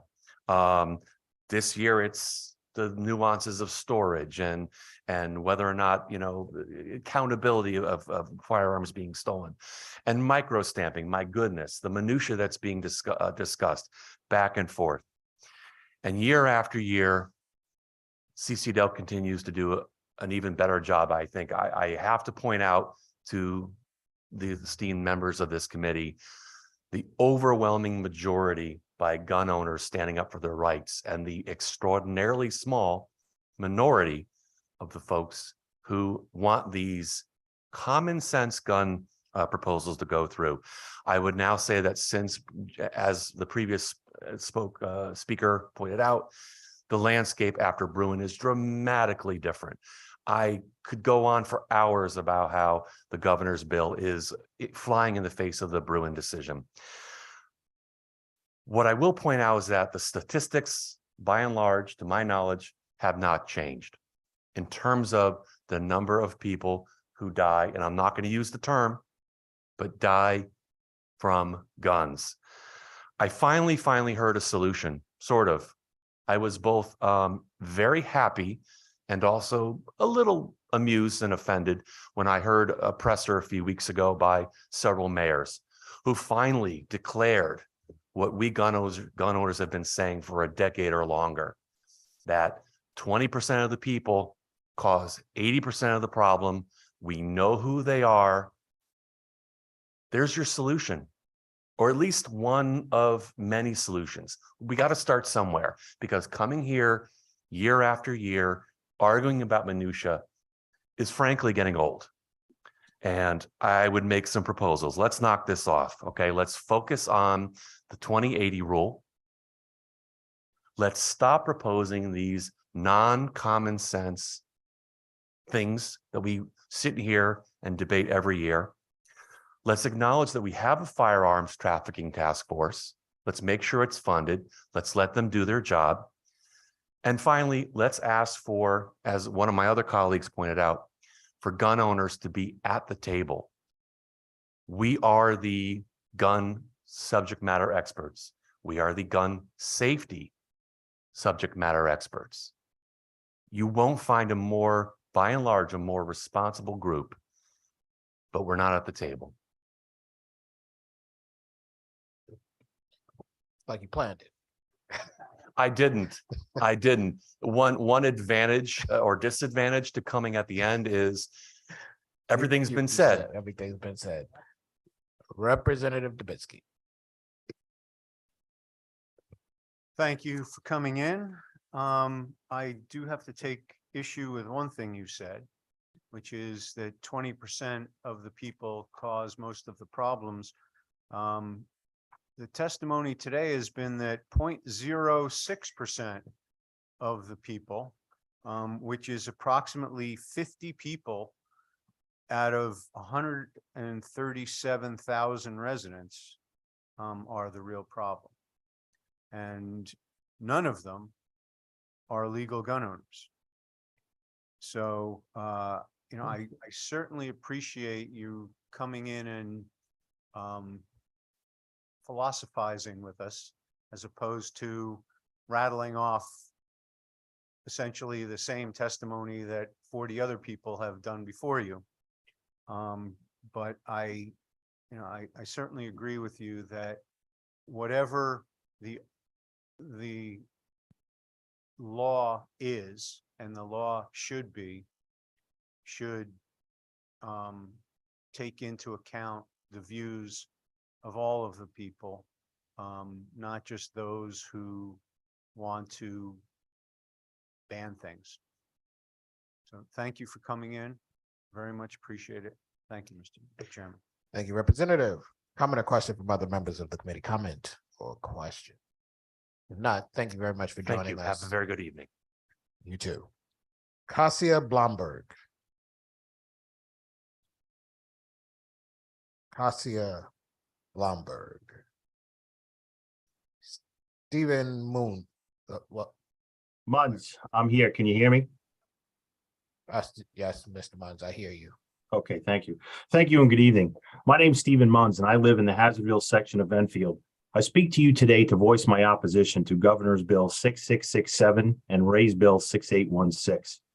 I have been a firearms owner since March 31st, 1994. I grew up in New Jersey, moved to Massachusetts, and finally moved to Connecticut in 1998. While in each of these states, I have been subject to multiple vetting methods via my local municipalities and federal agencies to own firearms, and have lawfully purchased, transferred, and sold firearms in each of those states. After reviewing the proposed bills, I have concluded these new regulations are weighted more towards restricting the law-abiding firearm owner rather than providing substantial benefit to public safety. Due to the strain of time and length of this hearing, I can only offer a few brief examples of my opposition. The proposal of carrying a firearm unconcealed. I do not understand the logic why a legal, law-abiding firearm owner that has been vetted by authorities to purchase and subsequently issued a carry permit be denied to carry that firearm in any other manner than concealed. I am unaware of any statistical data that shows carrying an exposed firearm contributes to firearm-related crime. The ban on assault weapons. According to the studies of the 1994 assault weapons ban, the ban had little effect on reducing gun crime. A Department of Justice study by Roth and Copper of the original ban points out, and I quote, "We are unable to detect any reduction to date in two types of gun murders that are thought to be closely associated with assault weapons. Those with multiple victims in a single incident and those producing multiple bullet wounds per victim. In addition, the study says, at best, the assault weapons ban can have only a limited effect on total gun murders because the banned weapons and magazines were never involved in more than a modest fraction of all gun murders." Additionally, the 2004 Copper study stated the gun ban provision targets a relatively small number of weapons based on outward features or accessories that have little to do with the weapon's operation. I oppose microstamping for this reason. Casings could be taken from an unsecured outdoor range by a criminal and placed at a crime scene to help disguise a crime. This would put the burden on the individual who fired that case at a gun range to prove his innocence at a substantial cost. We have all heard our legislators in this state and around the country talk about having a conversation regarding common sense gun laws. Well, today, we heard many examples of common sense that contradicted the language in these proposed bills and is why they should be rejected. In closing, in times when the defund police movement is all over the headlines, proposing legislation to restrict legal law-abiding citizens their ability to protect themselves and those around them is not common sense. Perhaps a more common sense discussion would be re-examining the many existing firearm laws that are not being vigorously enforced and why violent firearms arrests are pled to lesser charges. I strongly urge you all to vote no on this proposed legislation, and thank you for your time. Thank you. Comment or question from members of the committee? Senator Kissel. Thank you very much, Chairman Winfield. Mr. Muntz, as I hail from Enfield, I want to thank you. We started this hearing at 9 a.m. and it's now 8:20 p.m. and you've hung in there with us. And I appreciate your testimony, and you'll be happy to know that I'm in agreement with you, the folks from CCDL and all the other folks that spoke in opposition to the governor's proposals. What's really exciting though, and I know a lot of people felt frustration, is that I think that this hearing has brought out enough information that this crime violence caused by people misusing guns seems to be a universe that we can get our arms around. And so hopefully we'll be able to come up with some good discussions going forward. And I'll have some questions for our state's attorneys as well regarding dropping gun trafficking charges. Thank you, Mr. Muntz. Thank you, Mr. Thank Chair. you, Senator Kissel. Thank you, Senator. Representative Dubisky. Thank you, Mr. Chair. Mr. Muntz, you cited a couple of different studies or publications. Did you include that in any written testimony? I did not. Would you be able to? I certainly can. That would be great. I'd appreciate it. Thank you. You're welcome. Thank you, Representative Dubisky. Comment or question from other members of the committee? Comment or question? Seeing none, we will go to Kasia Blomberg, despite the fact that we haven't done that before. She was actually on before previous person started to testify, so we'll grab her up now. You may testify. Hi, can you hear me? Yes, we can. Thank you so much. I really appreciate the opportunity to speak today. I know that there's only a few people behind me and you've been here all day. My name is Mrs. Cassia Blomberg. I'm not an expert and I'm not here representing any entity or group or organization. I'm here representing myself. I am a part of the NRA. I am a NRA certified instructor, a chief range safety officer, and a lifetime resident of Connecticut. I grew up here. I'm also a daughter, a mother, and a wife of my husband, and I have my two children, ages 3 and 7. I am here to just reiterate a lot of the things that most people have already said, but I won't go over all of them because it's just going to be repetitive.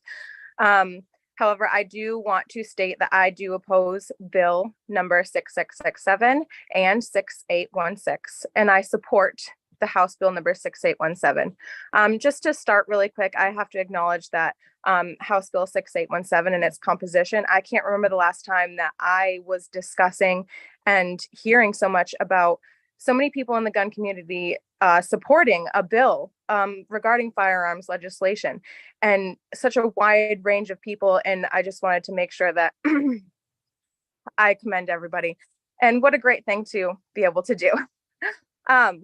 Now, just to touch up on, I know that we all can agree that we're clearly looking for, when presenting any firearms related bill, is the safety and well-being of our residents and our children, and reduction or near elimination of gun violence. And I know that those of us who aren't personally affected by an act of gun violence, whether it be firsthand or otherwise, can consider ourselves extremely lucky, grateful, and solemnly in contempt of those committing such acts.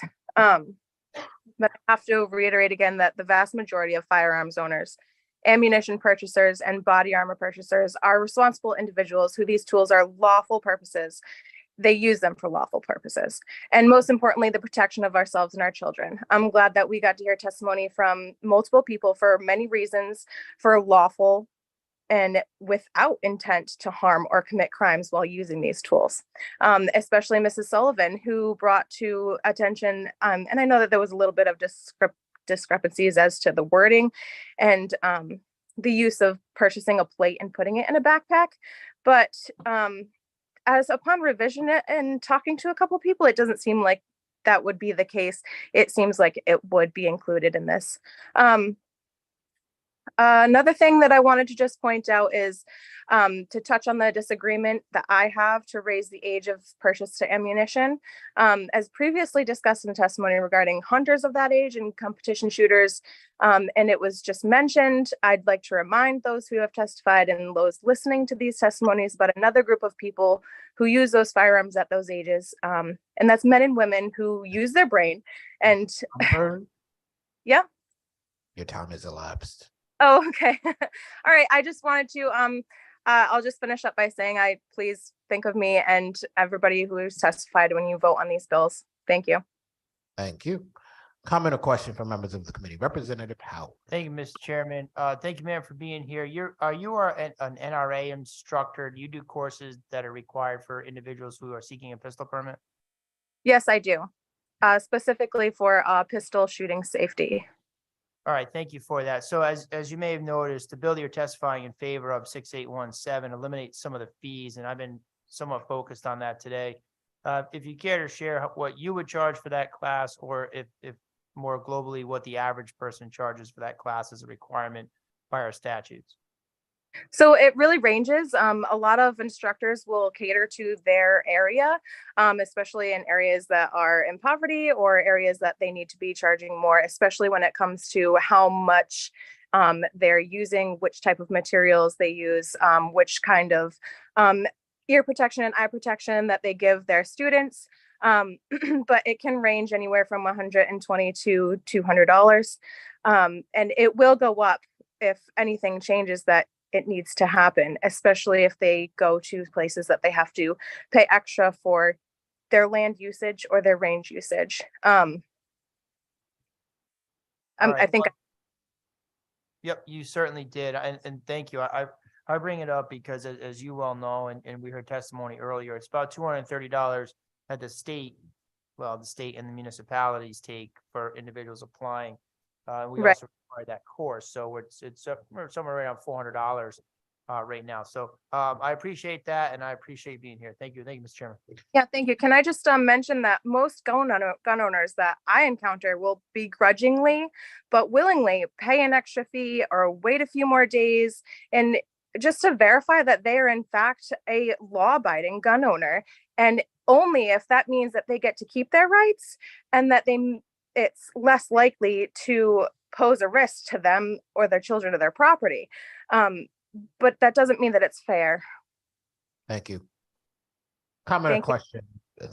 Comment or question from other members of the committee? Seeing none, thank you very much for joining us this evening. Thank you. Brian Ouellette. Brian Ouellette. Gerald Good. Gerald Good. Ilya Reinfeld.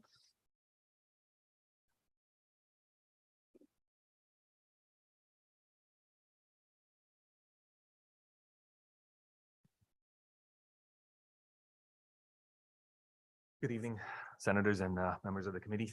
My name is Ilya Reinfeldt. I'm a resident of West Hartford. And my testimony provides statistical and common sense based opposition to HB 6667. I also oppose 6818 and support 6817. Sorry, 6816, I oppose. The problem statement accompanying HB 6667 states that Connecticut's gun laws, which since 2013 are referred to as some of the strictest in the country, contribute to Connecticut having one of the lowest firearm mortality rates in the country. This claim doesn't hold true when reviewing some of the most readily available CDC data for firearm mortality statistics. From 2005 to 2019, the Connecticut firearm mortality rates have remained consistent, with an uptick in 2020. It follows that the incredibly invasive, restrictive, and arguably unconstitutional 2013 laws have had no effect on the reduction of firearm mortality rates, in fact, showing kind of an opposite correlative effect. This is further supported by Connecticut's own Office of Legislative Research, disclosing increases of murders and aggravated assaults with a firearm in the period of 2013 through 2017. Once again, showing the opposite of the claimed effect of the 2013 legislation. The following are a few of the many erroneous solutions the new 2023 proposed bill has, and I'm not going to go over all of them. I'll just mention one or two that I have here because I don't want to be repetitive of the previous speakers. Governor Lamont's fact sheet requests banning open carry in order, and I'll quote, to align with the expectations of Connecticut residents. In my mind, criminalizing legal behavior, such as open carry, due to the lack of citizens' familiarity with existing law is an inefficient and dangerous precedent. A common sense solution would probably seek to promote citizens' familiarity with existing law. Banning firearms in alcohol serving establishments, as we've discussed many times before, it's unconstitutionally proposing to reduce a citizen's ability to protect themselves if their daily routine takes them into any alcohol serving establishment like a bar, pub, or restaurant. Stopping the flow of illegal ghost guns into communities by forcing the registration of the ghost guns. It seems that registering ghost guns will put an undue burden upon the legal owners of firearms while remaining completely ineffective on the criminals who would not register their firearms. And support for this kind of research has been heard today. Also, the Pittsburgh School of Public Health indicated that 80% of gun crimes are committed by persons in illegal possession of the firearms. And I think today we heard statistics that are even higher than that. So in summary, I'd like to reiterate, there is no statistical evidence that in the last decade, the previous iteration of the law, the most extensive gun reform the state has undergone, had any effect on reducing murders and aggravated assaults with a firearm. And that the claim that the additions of HB 6667 would do so doesn't appear to be made intellectually, honestly, or in good faith. Thank you. Thank you. Comment or question from members of the committee? Representative Dubitsky. Thank you, Mr. Chairman. At the beginning of your testimony, you said you were going to present some statistics or some data. Did you submit any of that in written testimony? I did. Yeah, everything I read here right now, it's submitted in written testimony. Okay, great. Thank you very much. Thank you, Mr. Chairman. Thank you, Representative. Comment or question from other members of the committee? Comment or question? Seeing none, thank you very much for joining us. Thank you very much. David Hers. Unmute. Hello, David Hertz. I'm an attorney from Bridgeport and Stamford. I grew up in Stamford. I'm going to start with a comment that I find it amusing that this committee meeting started on the fast of Esther and rolled into the holiday of Purim, which is the Jewish holiday that celebrates being given the privilege to defend ourselves. At this point in time, I think we should remember why we have the Second Amendment. We rose against King George III. We treated our fellow Americans, we trusted our fellow Americans with immense power, and they've made us proud. America's unique in history. What we have, what we enjoy, the freedoms available to us, I say, are made possible and guaranteed by the Second Amendment right. Every death is a tragedy. It's true. Every child, every person killed by a gun is a tragedy. But tens of millions of dead are not a statistic. There are also tens of millions of tragedies. And that's what this right is about. This right is about keeping us free and keeping the world free. We are free because we're uniquely armed. I don't think Mao or Pol Pot or Stalin or Mussolini or Hitler or the British in India or God knows where, the Hutus and Tutsis, we can go on and on forever, that these massacres would have occurred at the level they occurred if the people had been well armed, if they'd been cognizant of the threats, and jealous of their God-given rights as we define them. So to counter oppression, unfortunately, we need instruments of death. Gun laws. Gun laws in this country are largely an outgrowth of suppression of the Black man in the civil rights movement. We should take note of that. There's a wonderful book called This Nonviolent Stuff Will Get You Killed. It's about the reason we have this right is because sometimes government does get too oppressive. Sometimes government does push too far. And hopefully we'll never get to the line if we trust each other with this power. And I think my last point is I think we're not addressing the root of the problem. The root of the problem is societal breakdown over the last 50 years. We've lost our churches, we've lost our God, we've lost our family, and we think a gun law is going to keep people sane. I think where we should be putting our efforts is restoring the institutions that made America work. And if we do that, the gun issues hopefully will abate and will abate in a big way. So that's what I have to say. I thank you for your time. And with that, I think that's I'm the last person here. So thank you for everything you do. And please, we love our children like you love your children. We want a better America. We want a safer America. But unfortunately, I'm a gun owner. I'm here against 68 or 6667 and 6816 is the other one, right? Thank you. And yeah, so thank you. Your time is yeah, elapsed. that's it. Thank you. That'll do. Thank you very much. Comment or question from members of the committee? Comment, question from members of the committee? Seeing none, thank you very much for joining us. Now, that was the last person signed up, but we have people in the room who were supposed to testify. So if you are one of those folks, could you please raise your hand so I can see you? So I see Brooke Cheney, and I don't know your name, so I'm gonna have John. Okay, and then there's one over here. Okay, so we're going to go Brooke, John, Patricia. No pressure. Oh, good, it's already on. I don't have to push buttons. Welcome back. Why, thank you, sir. Good evening. My name is Brooke Cheney. I'm from Harwington, Connecticut. I'm a mom, a firearms instructor over a decade. I'm a sponsored competitive shooter. I'm an anti-violence and suicide prevention advocate. I've been working on suicide prevention personally since, well, most of my life because I was suicidal as a teen. And I know having a way to kill oneself is not what suicide is about. So, mental health is what's super important about preventing suicide. It's also one of the things that is super important about preventing violence. My grandmother committed suicide. My father was suicidal. And I know that mental health and violence prevention have many of the same things. And it has nothing to do with microstamping. It also has nothing to do with what guns are available and what guns are not.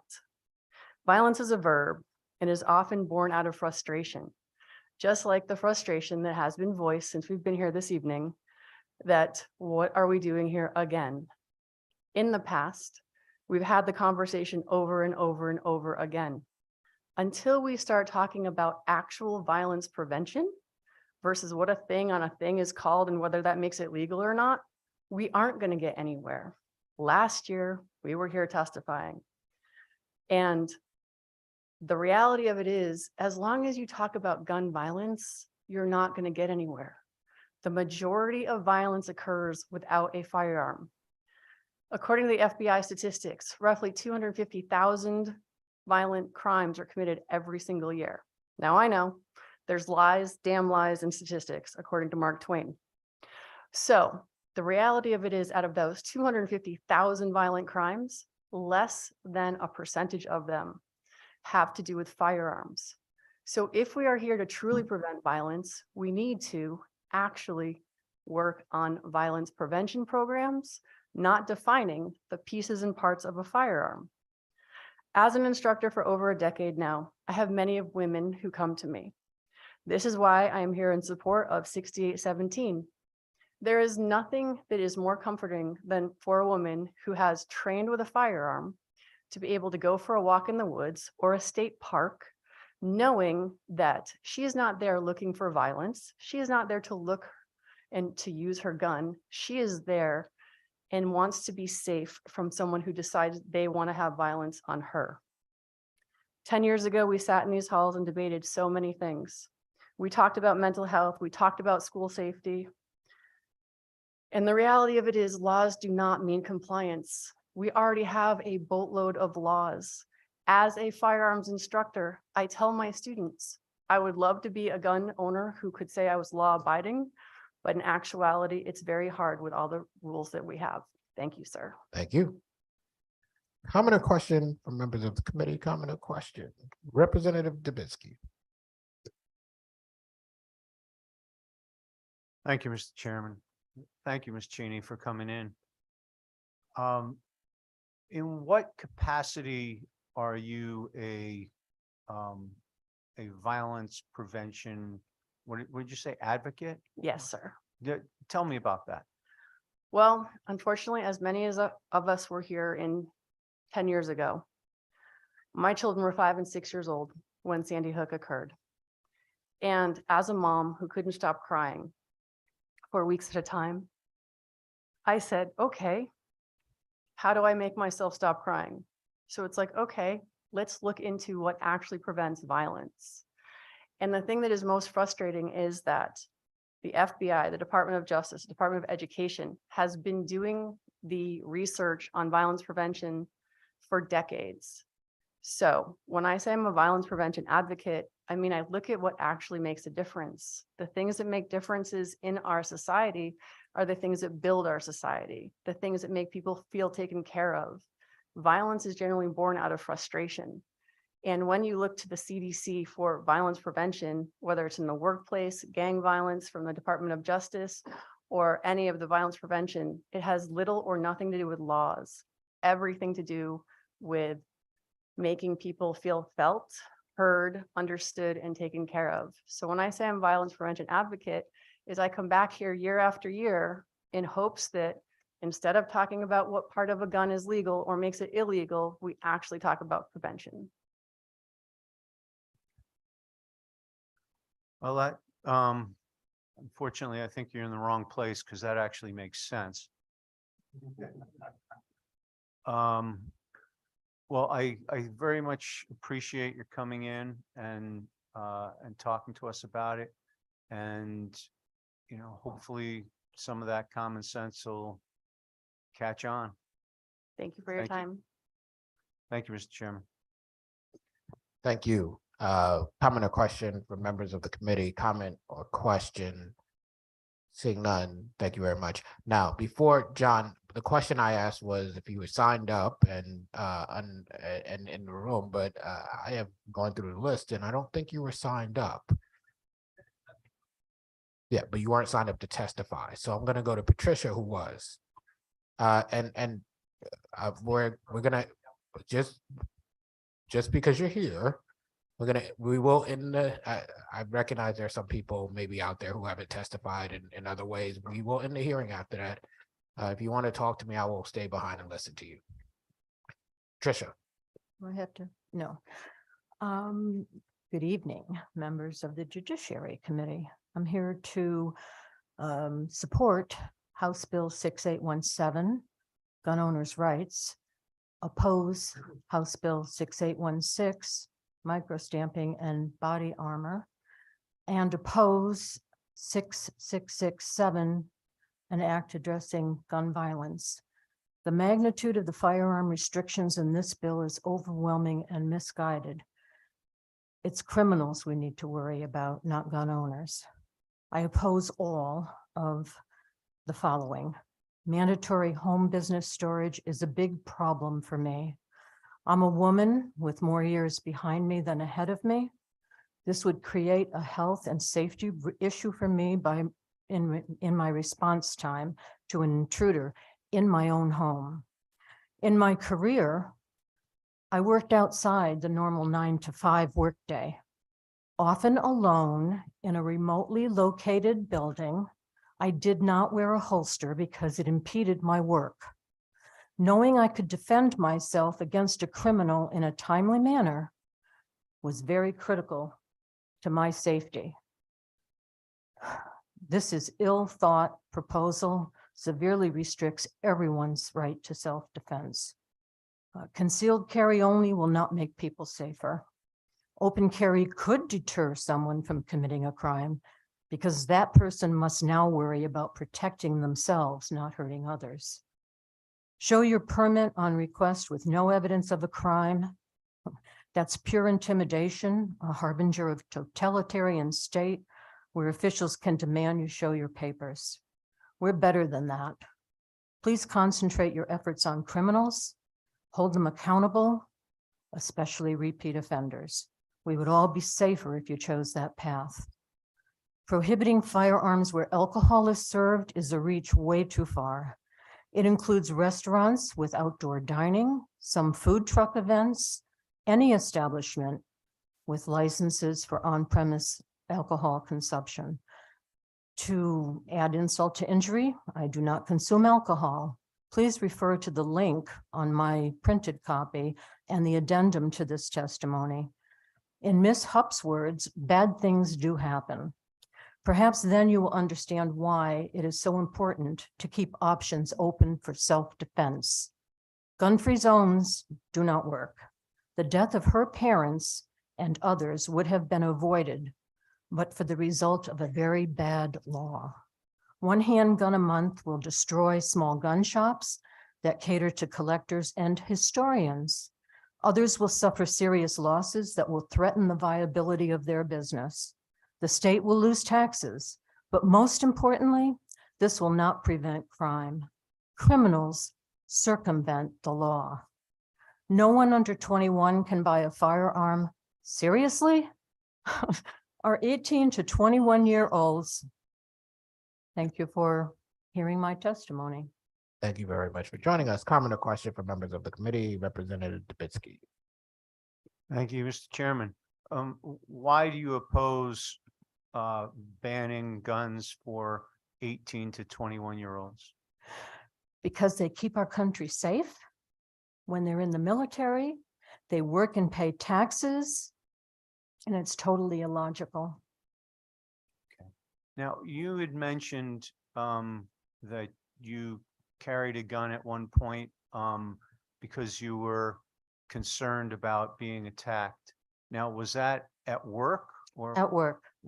Are you at liberty to reveal where that was or what type of establishment that was?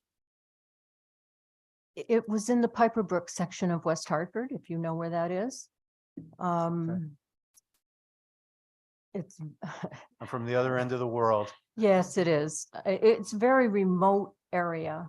Mostly there was manufacturing and we happened to have a retail store there. Okay. So, you know, working at night, trying to get orders out for UPS the next day was labor intensive. We worked late hours. I was often there alone because my husband and I have different schedules.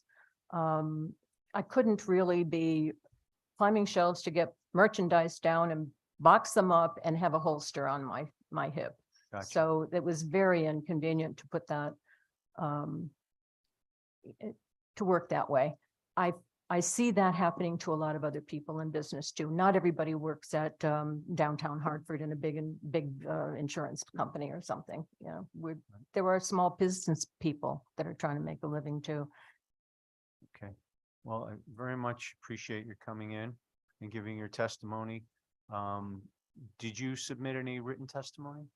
I did, and I would love you to pay attention to something that would not fit in my 3 minutes. And that is the Luby's Cafeteria killing Yeah. that occurred. Yeah, you're probably familiar Texas. with it. It's in my testimony and Okay. it's very worthwhile read. Great. Well, thank yeah. you very much. Thank We'll you certainly all read it. for enduring Thank this you. day. Thank you, Mr. Chairman. Thank you, Representative. And with that, Patricia Moore will be the last person who's testifying today. Thank you all for joining us. We will be back again on Wednesday, which isn't too far from now. Have a great evening.